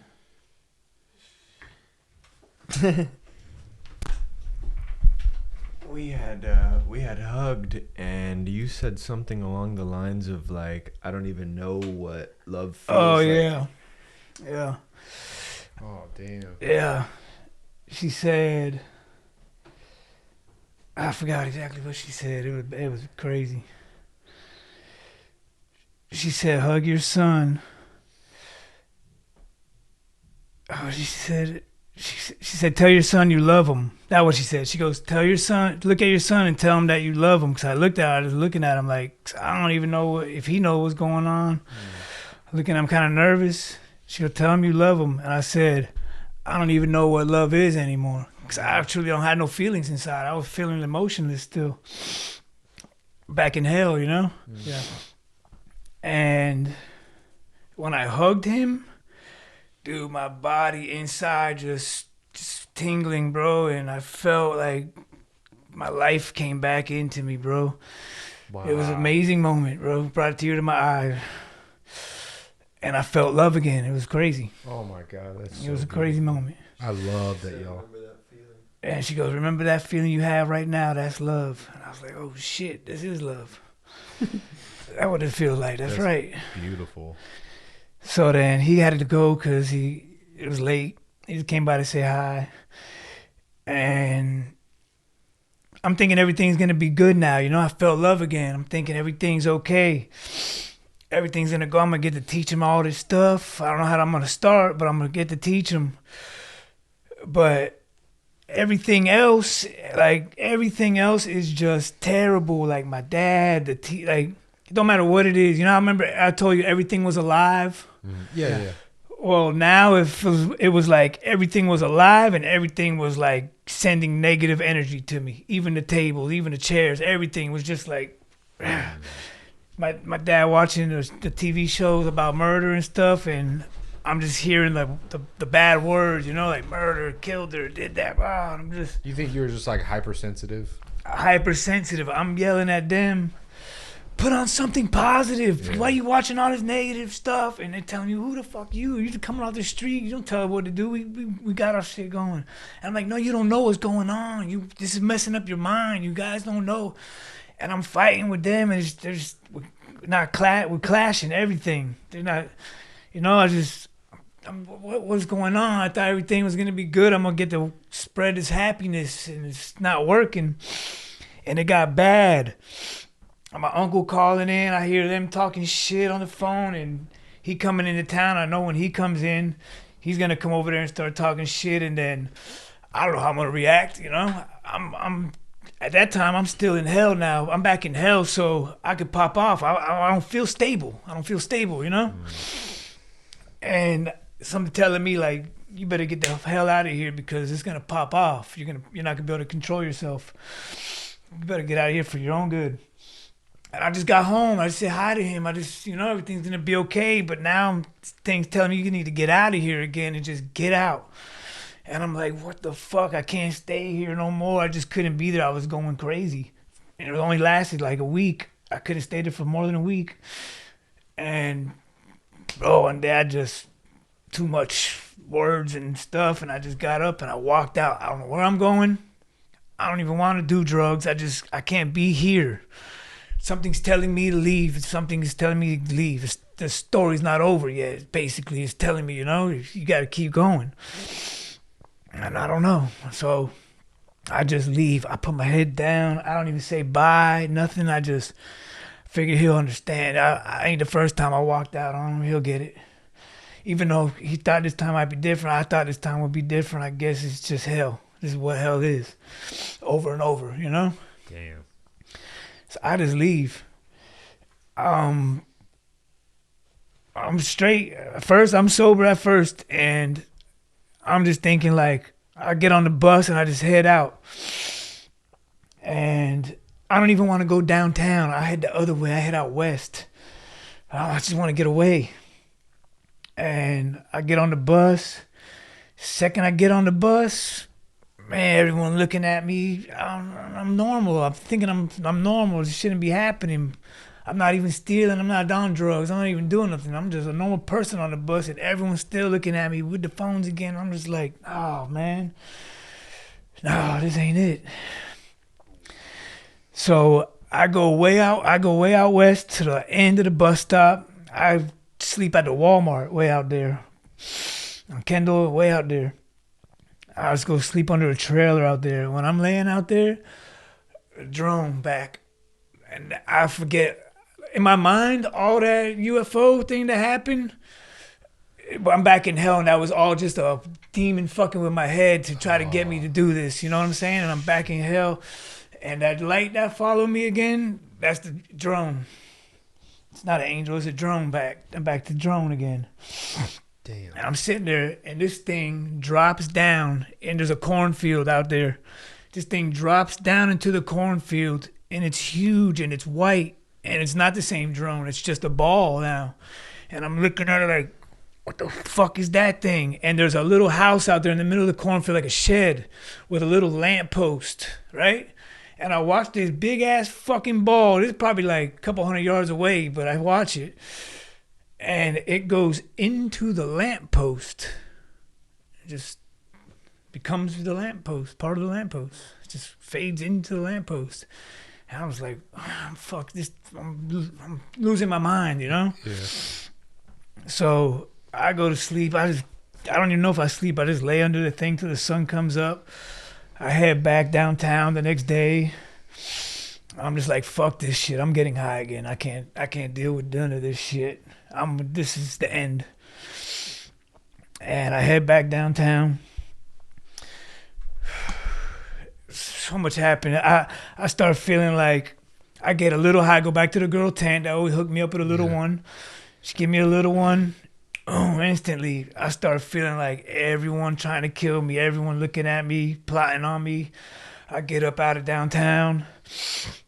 I'm walking through the streets, the buses everywhere. I feel like everyone's trying to kill me again. The whole city want to kill me. It's just happening all over again, I'm feeling like. To the point, and when I was home for that week, or the week Kanye West kind of made the news for, he was talking like all the crazy stuff. You know what I'm saying? Do you remember that? Yeah. Oh yeah, yeah. Where they're saying he was going crazy that week. He He was saying like, I love Hitler. Remember he Oh was yeah, saying? yeah. Okay. And it was the same week I got back, and I'm trying to be Okay. positive, right? Yeah. And I was when I like, hear which time? Because he when went crazy a bunch of times. when I hear Kanye West talking about he loved Hitler and everyone bashing for it, I understand what he means. You gotta love. It's just worry about the love. Don't worry about no hate. Even if it's Hitler, don't worry about who it is or what it is. Let God worry about that. Just love everybody. So I'm defending Kanye West as he's going crazy in my house, so that ain't helping my case, you know? And so when I'm out on the street, I don't know why I do this, but I'm feeling like I'm gonna get shot any minute. Someone's gonna kill me. Something's gonna happen any minute.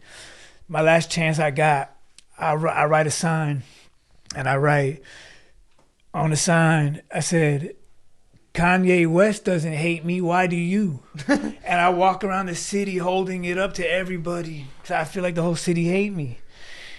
People taking pictures of me, yeah, show everybody, why, what'd I do to you? I didn't do nothing to you. Why everyone hate me? I'm holding this sign for hours.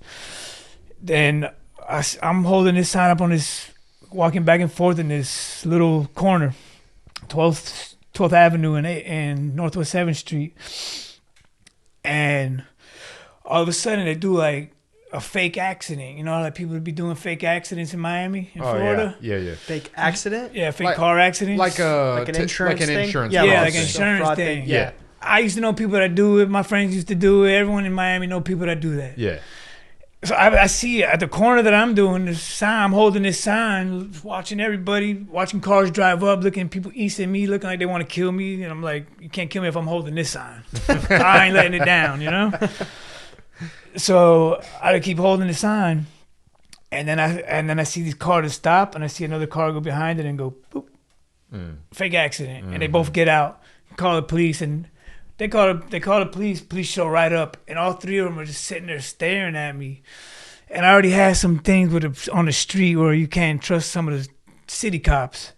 So I'm thinking this might be one of the dirty city cops. They're not all dirty, but they might be one of them. And I'm thinking this might be a dirty city cop, and he might be a fake accident. They're just trying to do this right here to keep their eye on me, because these are part of the people following me, or whatever, you know? These people want me dead. And when I see them cop there, they're sitting there, I'm like, this is not right. I start getting paranoid. I take off. I start walking away. I start walking back towards Overtown. And, dude, I walked by this group of little black girls playing hopscotch ghetto hopscotch on the thing when they do the Yeah. thing. And I just, in my mind, I'm like thinking if people can still read my thoughts, I'm like, I'm going to test out these little girls. And as I walk by them, I'm sorry. God, I'm sorry. As I walk by them, I said it in my head only, just to see. And I walked by these little girls and I went, in my head, I said, fuck these little kids. I hate little kids, right? Just to see, right? As my backs to them, I said it as I walked by in my head, smiling and they playing. And one little girl shouts out, "Ooh, I'm gonna tell my mama what you just said." And I turn around and she's staring at me and I'm like, oh my gosh, she heard me just cuss out the kid in my mind. And you tell her mama I just cussed it out. I just took off. I You don't want that smoke. I took off. It started getting dark. All right, I'm trying to skip forward. I end up taking a bus back home, telling my mom come pick me up. Everybody trying to kill me. There's drones following me. I've left this part out. After 2 days, I go back to my house, tell my mom to pick me up at the mall, and I tell her, everyone trying to kill me. This drone is following me. They're following me with this drone. Can you pick me up at the mall, please? She's like, you left? Where do you go? Are you high? I'm like, I'm a little high, but it's not that. Please come pick me up right now. I'm not safe. She come to the mall. She picked me up.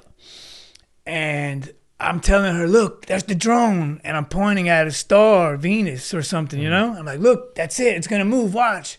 And she with my uncle, and they're looking. They're like, it's just a star. And I'm like, no, it's following me everywhere. I'm like, and I'm looking. I'm like, that is Venus. Fuck, Now I just think I'm on drugs and crazy, or you know what I'm saying? When I went back home, and it was just worse. So I had to leave again, bro. It happened. I stayed there for like a day. I left again. So then I'm out there on the street. Walked by a little girl. She said that. I'm walking. I don't know what to do. Everybody want to kill me. I see my friend walking. He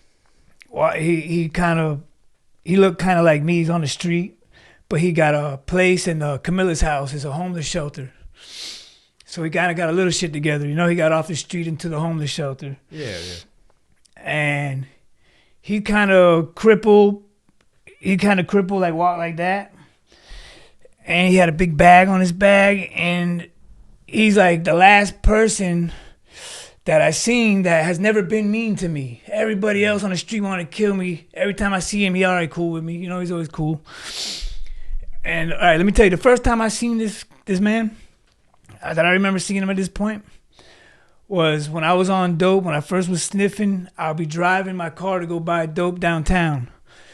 And when I'm parking to the bridge buying dope, I remember seeing this crazy-looking white dude. There's not a lot of crazy-looking white dudes under there. Crazy-looking white dude with jeans on, no T-shirt, and a pink thong, all tatted up. Looking nuts, and he looks at me, give me some crazy eyes. I was like, oh shit. He look away, and I watch him light a tent on fire. He lights a lighter, like a torch lighter. He look at me, he light a torch, and he look away. I'm like, what the fuck? Boom, he lights a tent. The whole tent goes, flames up.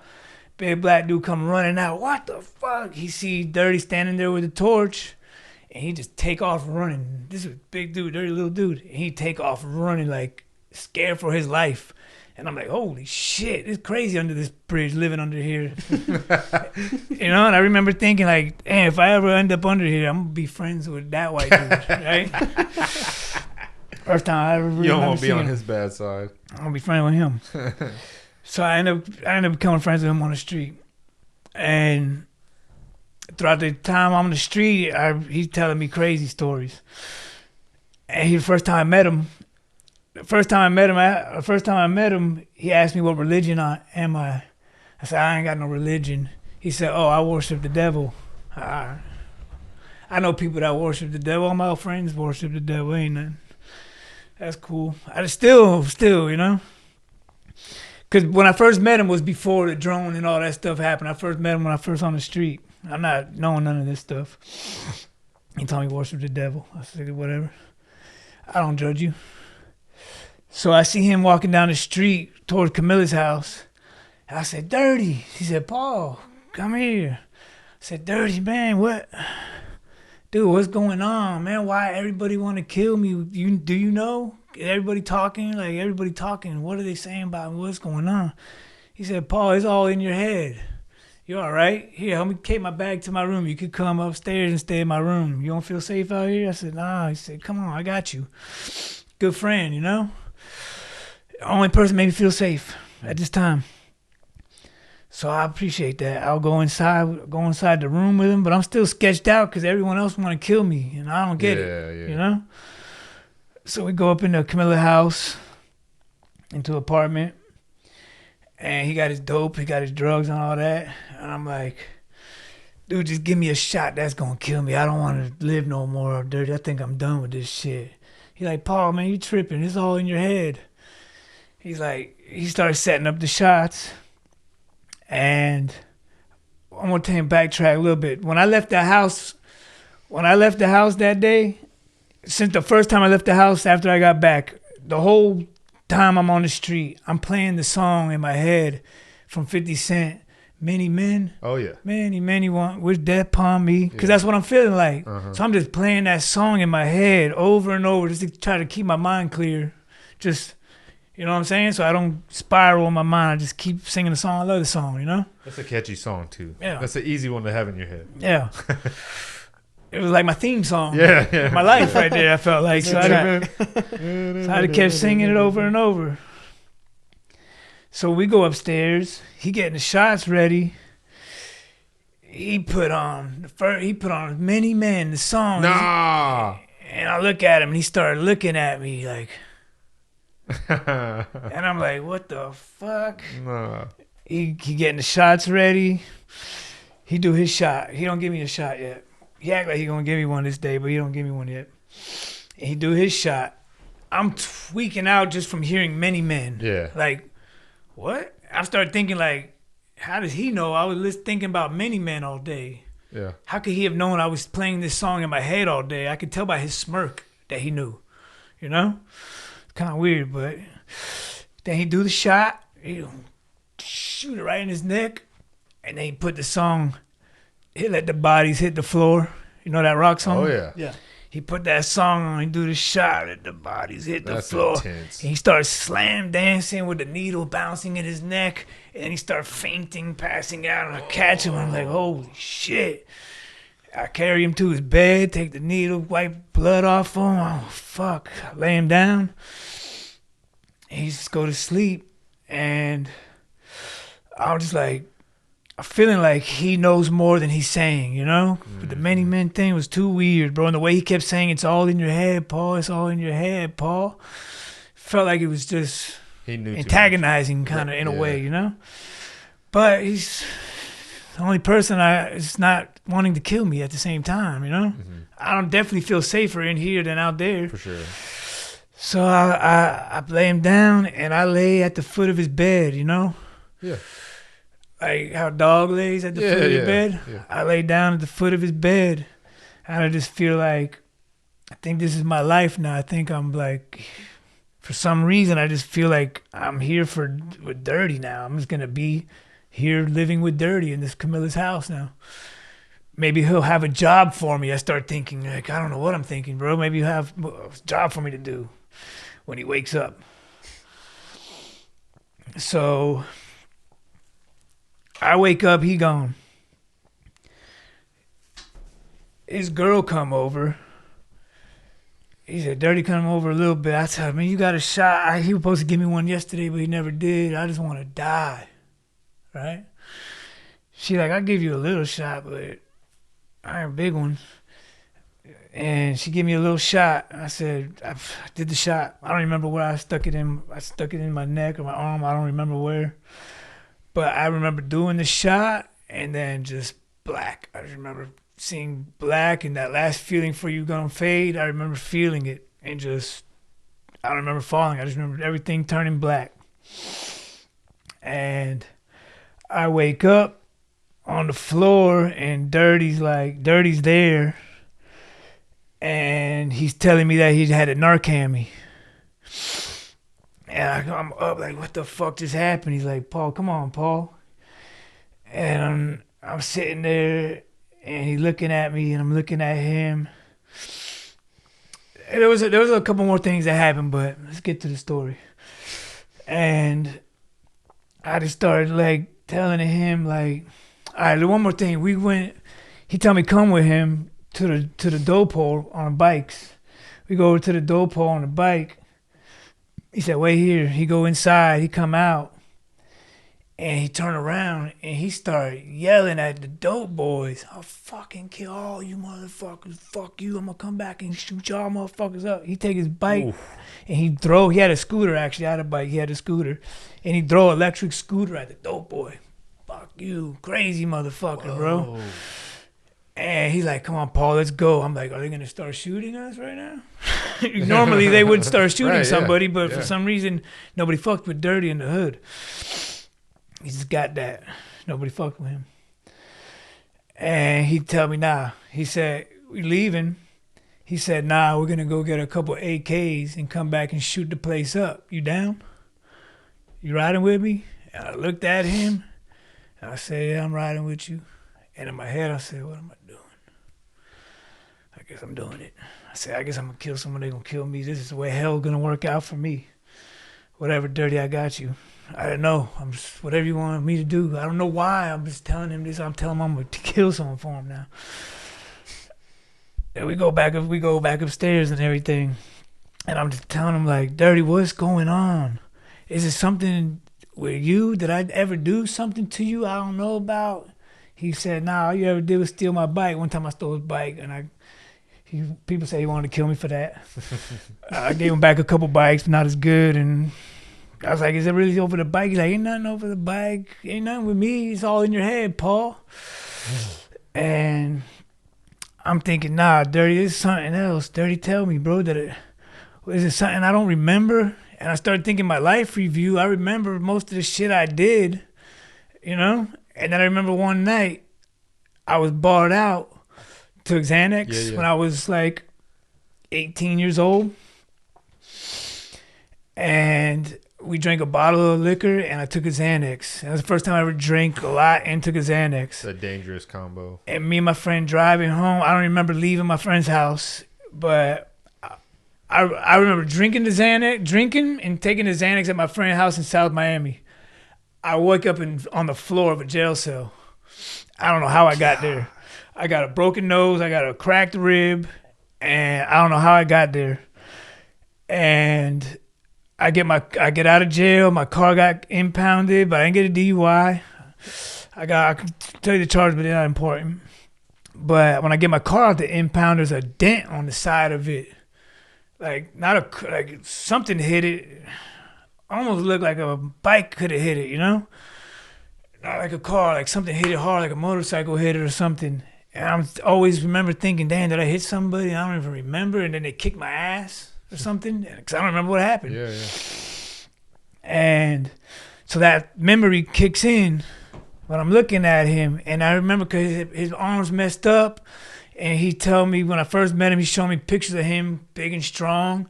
Showed me pictures of him popping a wheelie on the motorcycles, saying he used to ride motorcycles. And I don't know if he said it or if I thought it, but I figured he got into a motorcycle accident, you know?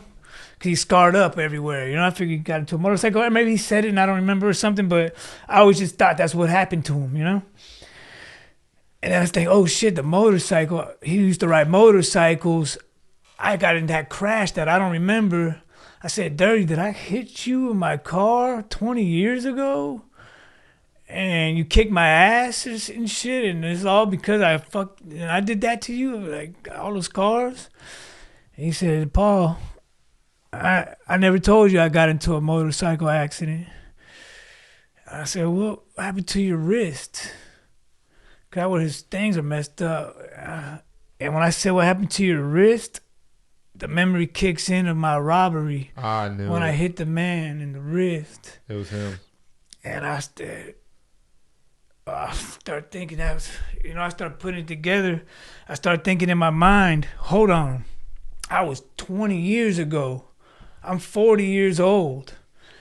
I was 20. That man was like at least 30 when that happened, you know?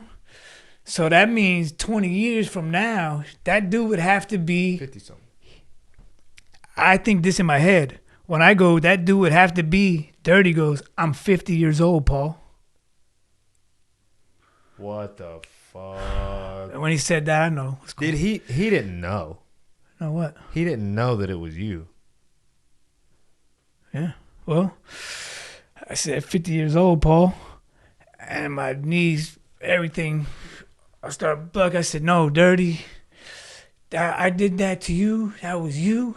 That was you in the robbery in the house. He just stared at me, take off his shirt. He said, Paul, read my tattoo. It said S-I-C-K, S-I-C-K, S-I-C-K-S. And I go, 666.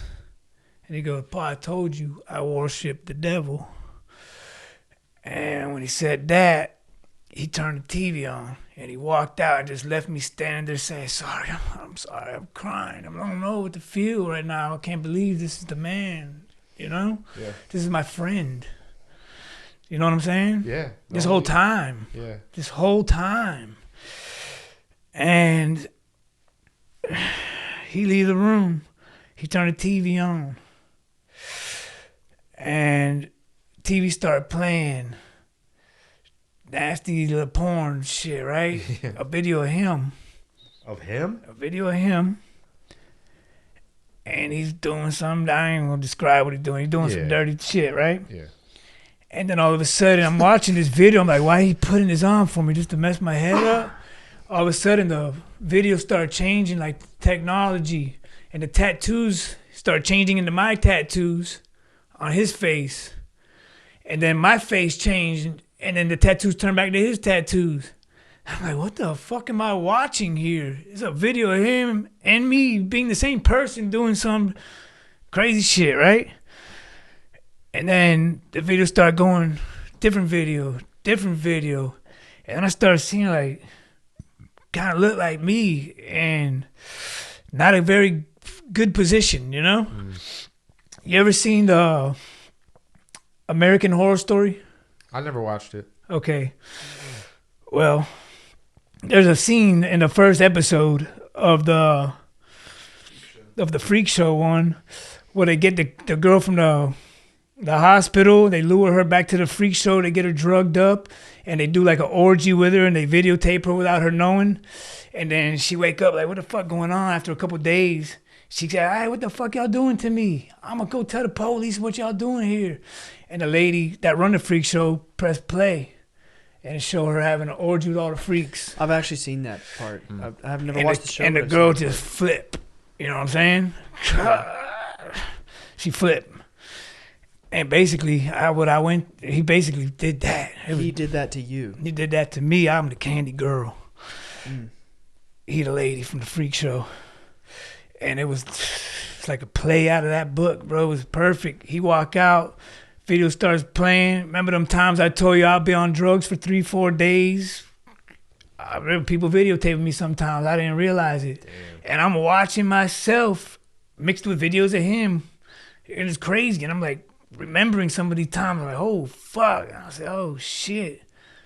God, you know, I don't know what to think, right? He come walking back in the room with a box. I look in the box. He showed me, this is a shoebox. He showed me the box. There's all kind of things in it. Of mine, or things that reminded me of things of mine, like just all kind of things that were mine throughout the year. Like one time I lost a pack of cigarettes at a bar that had my ID in it and my key in it. I was sitting on the bar, 1 minute it was there, 1 minute it was gone. 20 years ago, right? Maybe 5 years, maybe 15 years ago, right? When I'm with that girl and we going out to bars drinking a lot. And I never understood, maybe I threw it away somewhere. I see that cigarette pack with an ID. I can't see my ID, but I see an ID in that cigarette pack, and it reminds me, oh shit, it's the same red pack of Newports with an ID in it, where I put my ID. It's in there, and a bunch of other things like that over the years, you know, like people that came across that I thought stole something that now they're in this box. What the fuck? And I just said, damn, like I don't know how to feel right now. There's a knife on the table. Like, does he want me to kill myself? Am I supposed to grab it so he can shoot me? What's going on? This is the end right here, you know? This man been patient, and he put all this together, and it's here for me. Yeah. This is it. This is why it took me out the house. And I don't know. I'm just, how do you feel in that situation right there? It's just all happening. Like, I don't know what to think. What do I do? What is this, you know? And I'm panicking, and all of a sudden my body just, remember I told you like that thing that turned on inside my head? Yeah. Like that extra looking down with one eye looking up, that kind of looked like two different goggles. That thing turns on right here, and I fucking shoot through the roof, out of his roof, gone. And I'm back in that black room staring at the light. But I'm also can see myself standing there because I can see both. You know what I'm saying? Yeah. I'm in both places. And I'm staring at the light, and I hear a voice behind me say, just remember what you are. And right there, I remember the light. I remember outside of time. I remember everything all at once. I remember the dark, the light, the spinning. I remember all that. And then I remember the zoom in of the light, and we're all light. Everything is light. And I'm just thinking that, right? I'm just remembering that. Boom, back in my body, he looking at me. And then all of a sudden I see him just like his aura shifted a little bit. I kind of see his eye kind of tear up. And then I start, right before that, I come back to me in my body, and I start remembering, and I start feeling like he in my head, right? And I feel like he just saw that we all light, because I just saw it. And I feel like he can see what's in my head. He's telepathic. He's been proved it to me through the songs, through the 50 years old. Now I can see it. So when I feel him in my head, and I remember what I am, I'm a light. He can see it now. Then I remember this. I remember the light making the planets. I remember the planets making the people, and the people making our mothers, you know, and our mothers making us. I go through that whole scenario in my head, how we got here to this point from the other side, you know?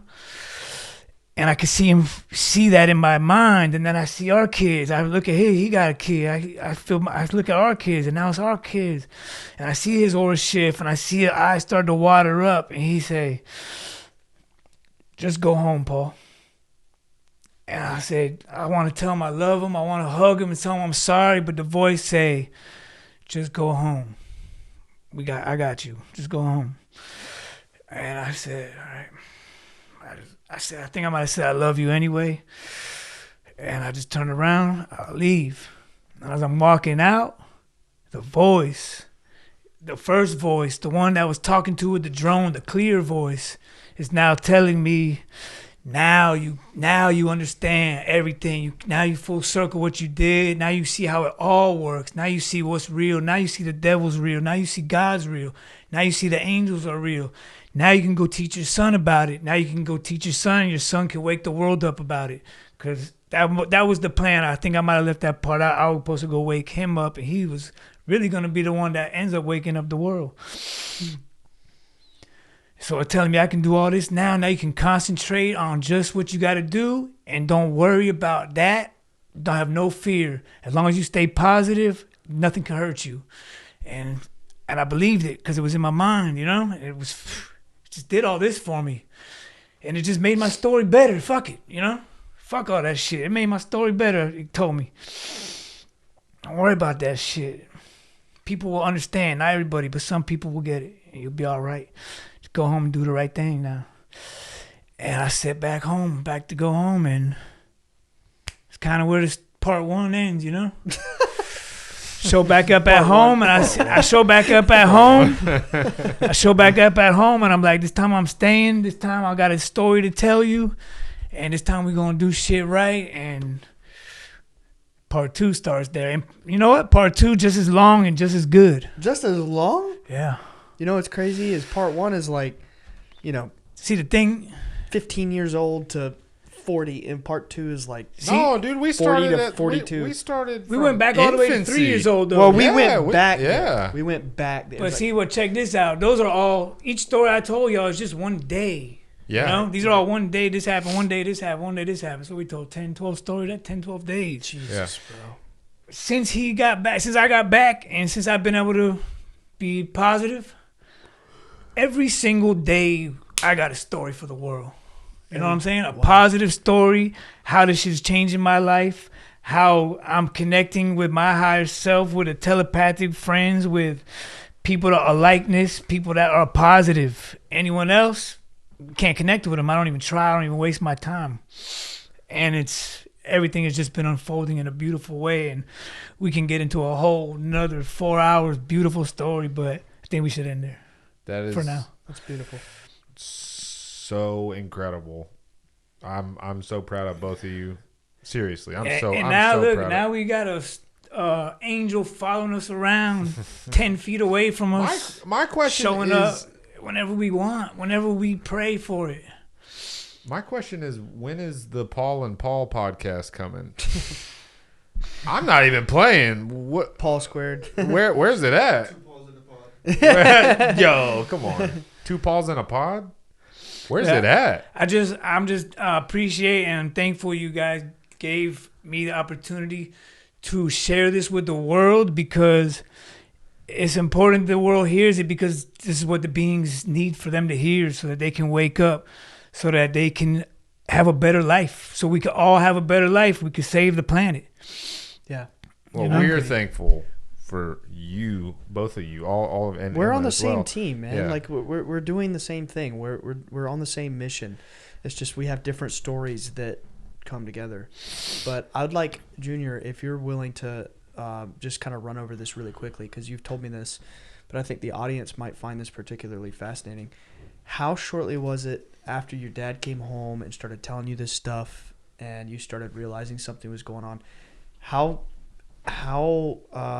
quickly after that did you like find our story and, you know, bring that to him, and you guys kind of figure out the bigger picture of what was going on? He introduced me to the book. He had found it online or something, and was like, because we listened to probably, what did we just say, like 20 audiobooks in that week? Yeah. And he was like, because we work mobile car wash, washing cars all day, listening to stuff. Yeah. And he's like, I think I got something for us to listen to. I think this is it. And the whole way listening through it was just like, yeah. We went through about 20 books of stories trying to figure out what's going on, how we going to work, what's, you know. And when we found yours, we were like, finally, this is, now it's clear. Now Describes it's getting clear. you to a T, basically. I mean, it gave me goosebumps. Your dad's story gave me goosebumps. It's nothing the same, but, you know, like a little kid stealing a cookie is the worst thing they ever did, and then the worst thing to this kid could be this. It's still the worst thing you ever did. Like, right. That comparison is... It's a different flavor of the same thing. Yeah. It's kind of like the archetype of a life, you know? Yeah. Like, Yeah. Going all the way down to that rock bottom and then being redeemed and brought up. And, it's like a story Yeah, that we all restored. go through. You know? Yeah. We all go through it in our own ways. You know what I'm saying? Mm-hmm. Everybody has their battle. Everybody. It's all the same. Yeah. There's a lot of similarities between our story, man. There is. There really is. Like, for example, I don't know if you remember this part, but when my dad was face to face with the beings in our backyard, not the first night, but it was like a night or two later, he had his rifle and he was crawling to the being on his hands and knees because he was going under this bush, and he wanted to go kill this being because he was ready for my brother to stop suffering and being in fear. And he thought if he goes and he takes his gun and he shoots this thing, that he'll put an end to it, right? He crawls under the bush. He gets face to face with this being, and my dad drops his gun, and it flashes in his mind. And it's kind of like what you experience, you know, when you're like out of body and you're seeing all this crazy stuff. I mean, you describe that experience so vividly. You're really good at describing like what that's like. But Dad had a moment like that, and it just showed him like everything has feelings, has a consciousness, and you have to have compassion. You can't hurt beings. You can't. You know, even the blade of grass has consciousness. You have to respect all life because it's sacred. And they basically told you the same thing. Yeah. You know, in a different visual. And a lot of those same things that you're describing are literally the same things that, like, we have gotten out of our message. So when you were telling me this stuff, I'm like, I know this shit is true, man. This is for real. Like, it's so close. It's so similar. Anyway. That was my first thought as well. Hearing your story was like the similarities are striking. I've never heard one as similar. I agree. You know? I agree. Yeah. And another, I think another really inspirational component that's a part of both stories is the way that it kind of like reunited your family. Yeah. It was like I didn't think about that. It was a reconnection catalyst for your family, you know, a bridge, if you will, to reconnect the broken parts, which is so beautiful and inspirational and really what it's all about, right? Like it's all about the love. It's all about uniting and like spreading love. Bro, and when I was on the beach with that drone and it told me there was a shift coming, I can see it clearly now. Like, you know what I mean? Yeah. You guys can see it, right? It's happening. Absolutely. It's It's happening now. Yeah. Is there anything, because when we took a short break earlier, we went downstairs, we had dinner, and you had indicated that there was a couple things that the being said to you that you may have forgotten. Like if you just kind of think back on it really quickly, is there anything that these beings have told you or communicated to you that you may have forgotten to say that you feel like whoever's out there listening needs to hear? What is the most important thing that these beings who came down to you and spoke straight to you want these people behind this camera listening to know? What do the beings want them to know? You know, they are with us always. They are the thing that the Bible calls angels.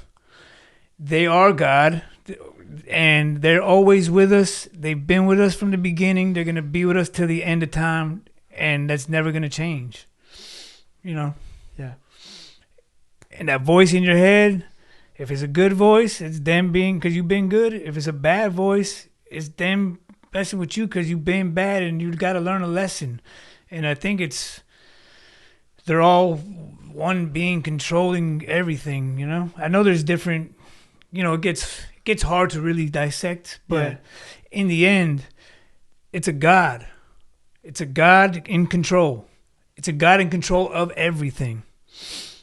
You could choose his side or you could choose the other side. And you're going to pay for it if you choose the other side. Vengeance is the Lord's. And he will have it. Wow. Perfect spot to end it. Amazing, powerful episode. Very heavy. We're going to let the people digest it. You know how we end the show, right? You do? You remember? Yeah. All right. You ready? One more time, thank you so much for coming. Seriously. Love you guys so much. Thank you. Thank you, thank you, thank you. You guys are awesome. Bye, guys. Bye, Yes. guys. Bye. Let's do it. Come on. I don't want you to miss 3. out. Bye, Bye, guys. What up, homies? If you like the show and want more, check out patreon.com/Bledsoe said so. This will get you exclusive weekly bonus shows and access to our Discord community with hundreds of open-minded people just like you. If you want to represent the show, go to bledsoesaidso.com for merch. We have t-shirts, hats, hoodies, and more. For all future updates, follow us on Instagram at Bledsoe Said So. Same time next week.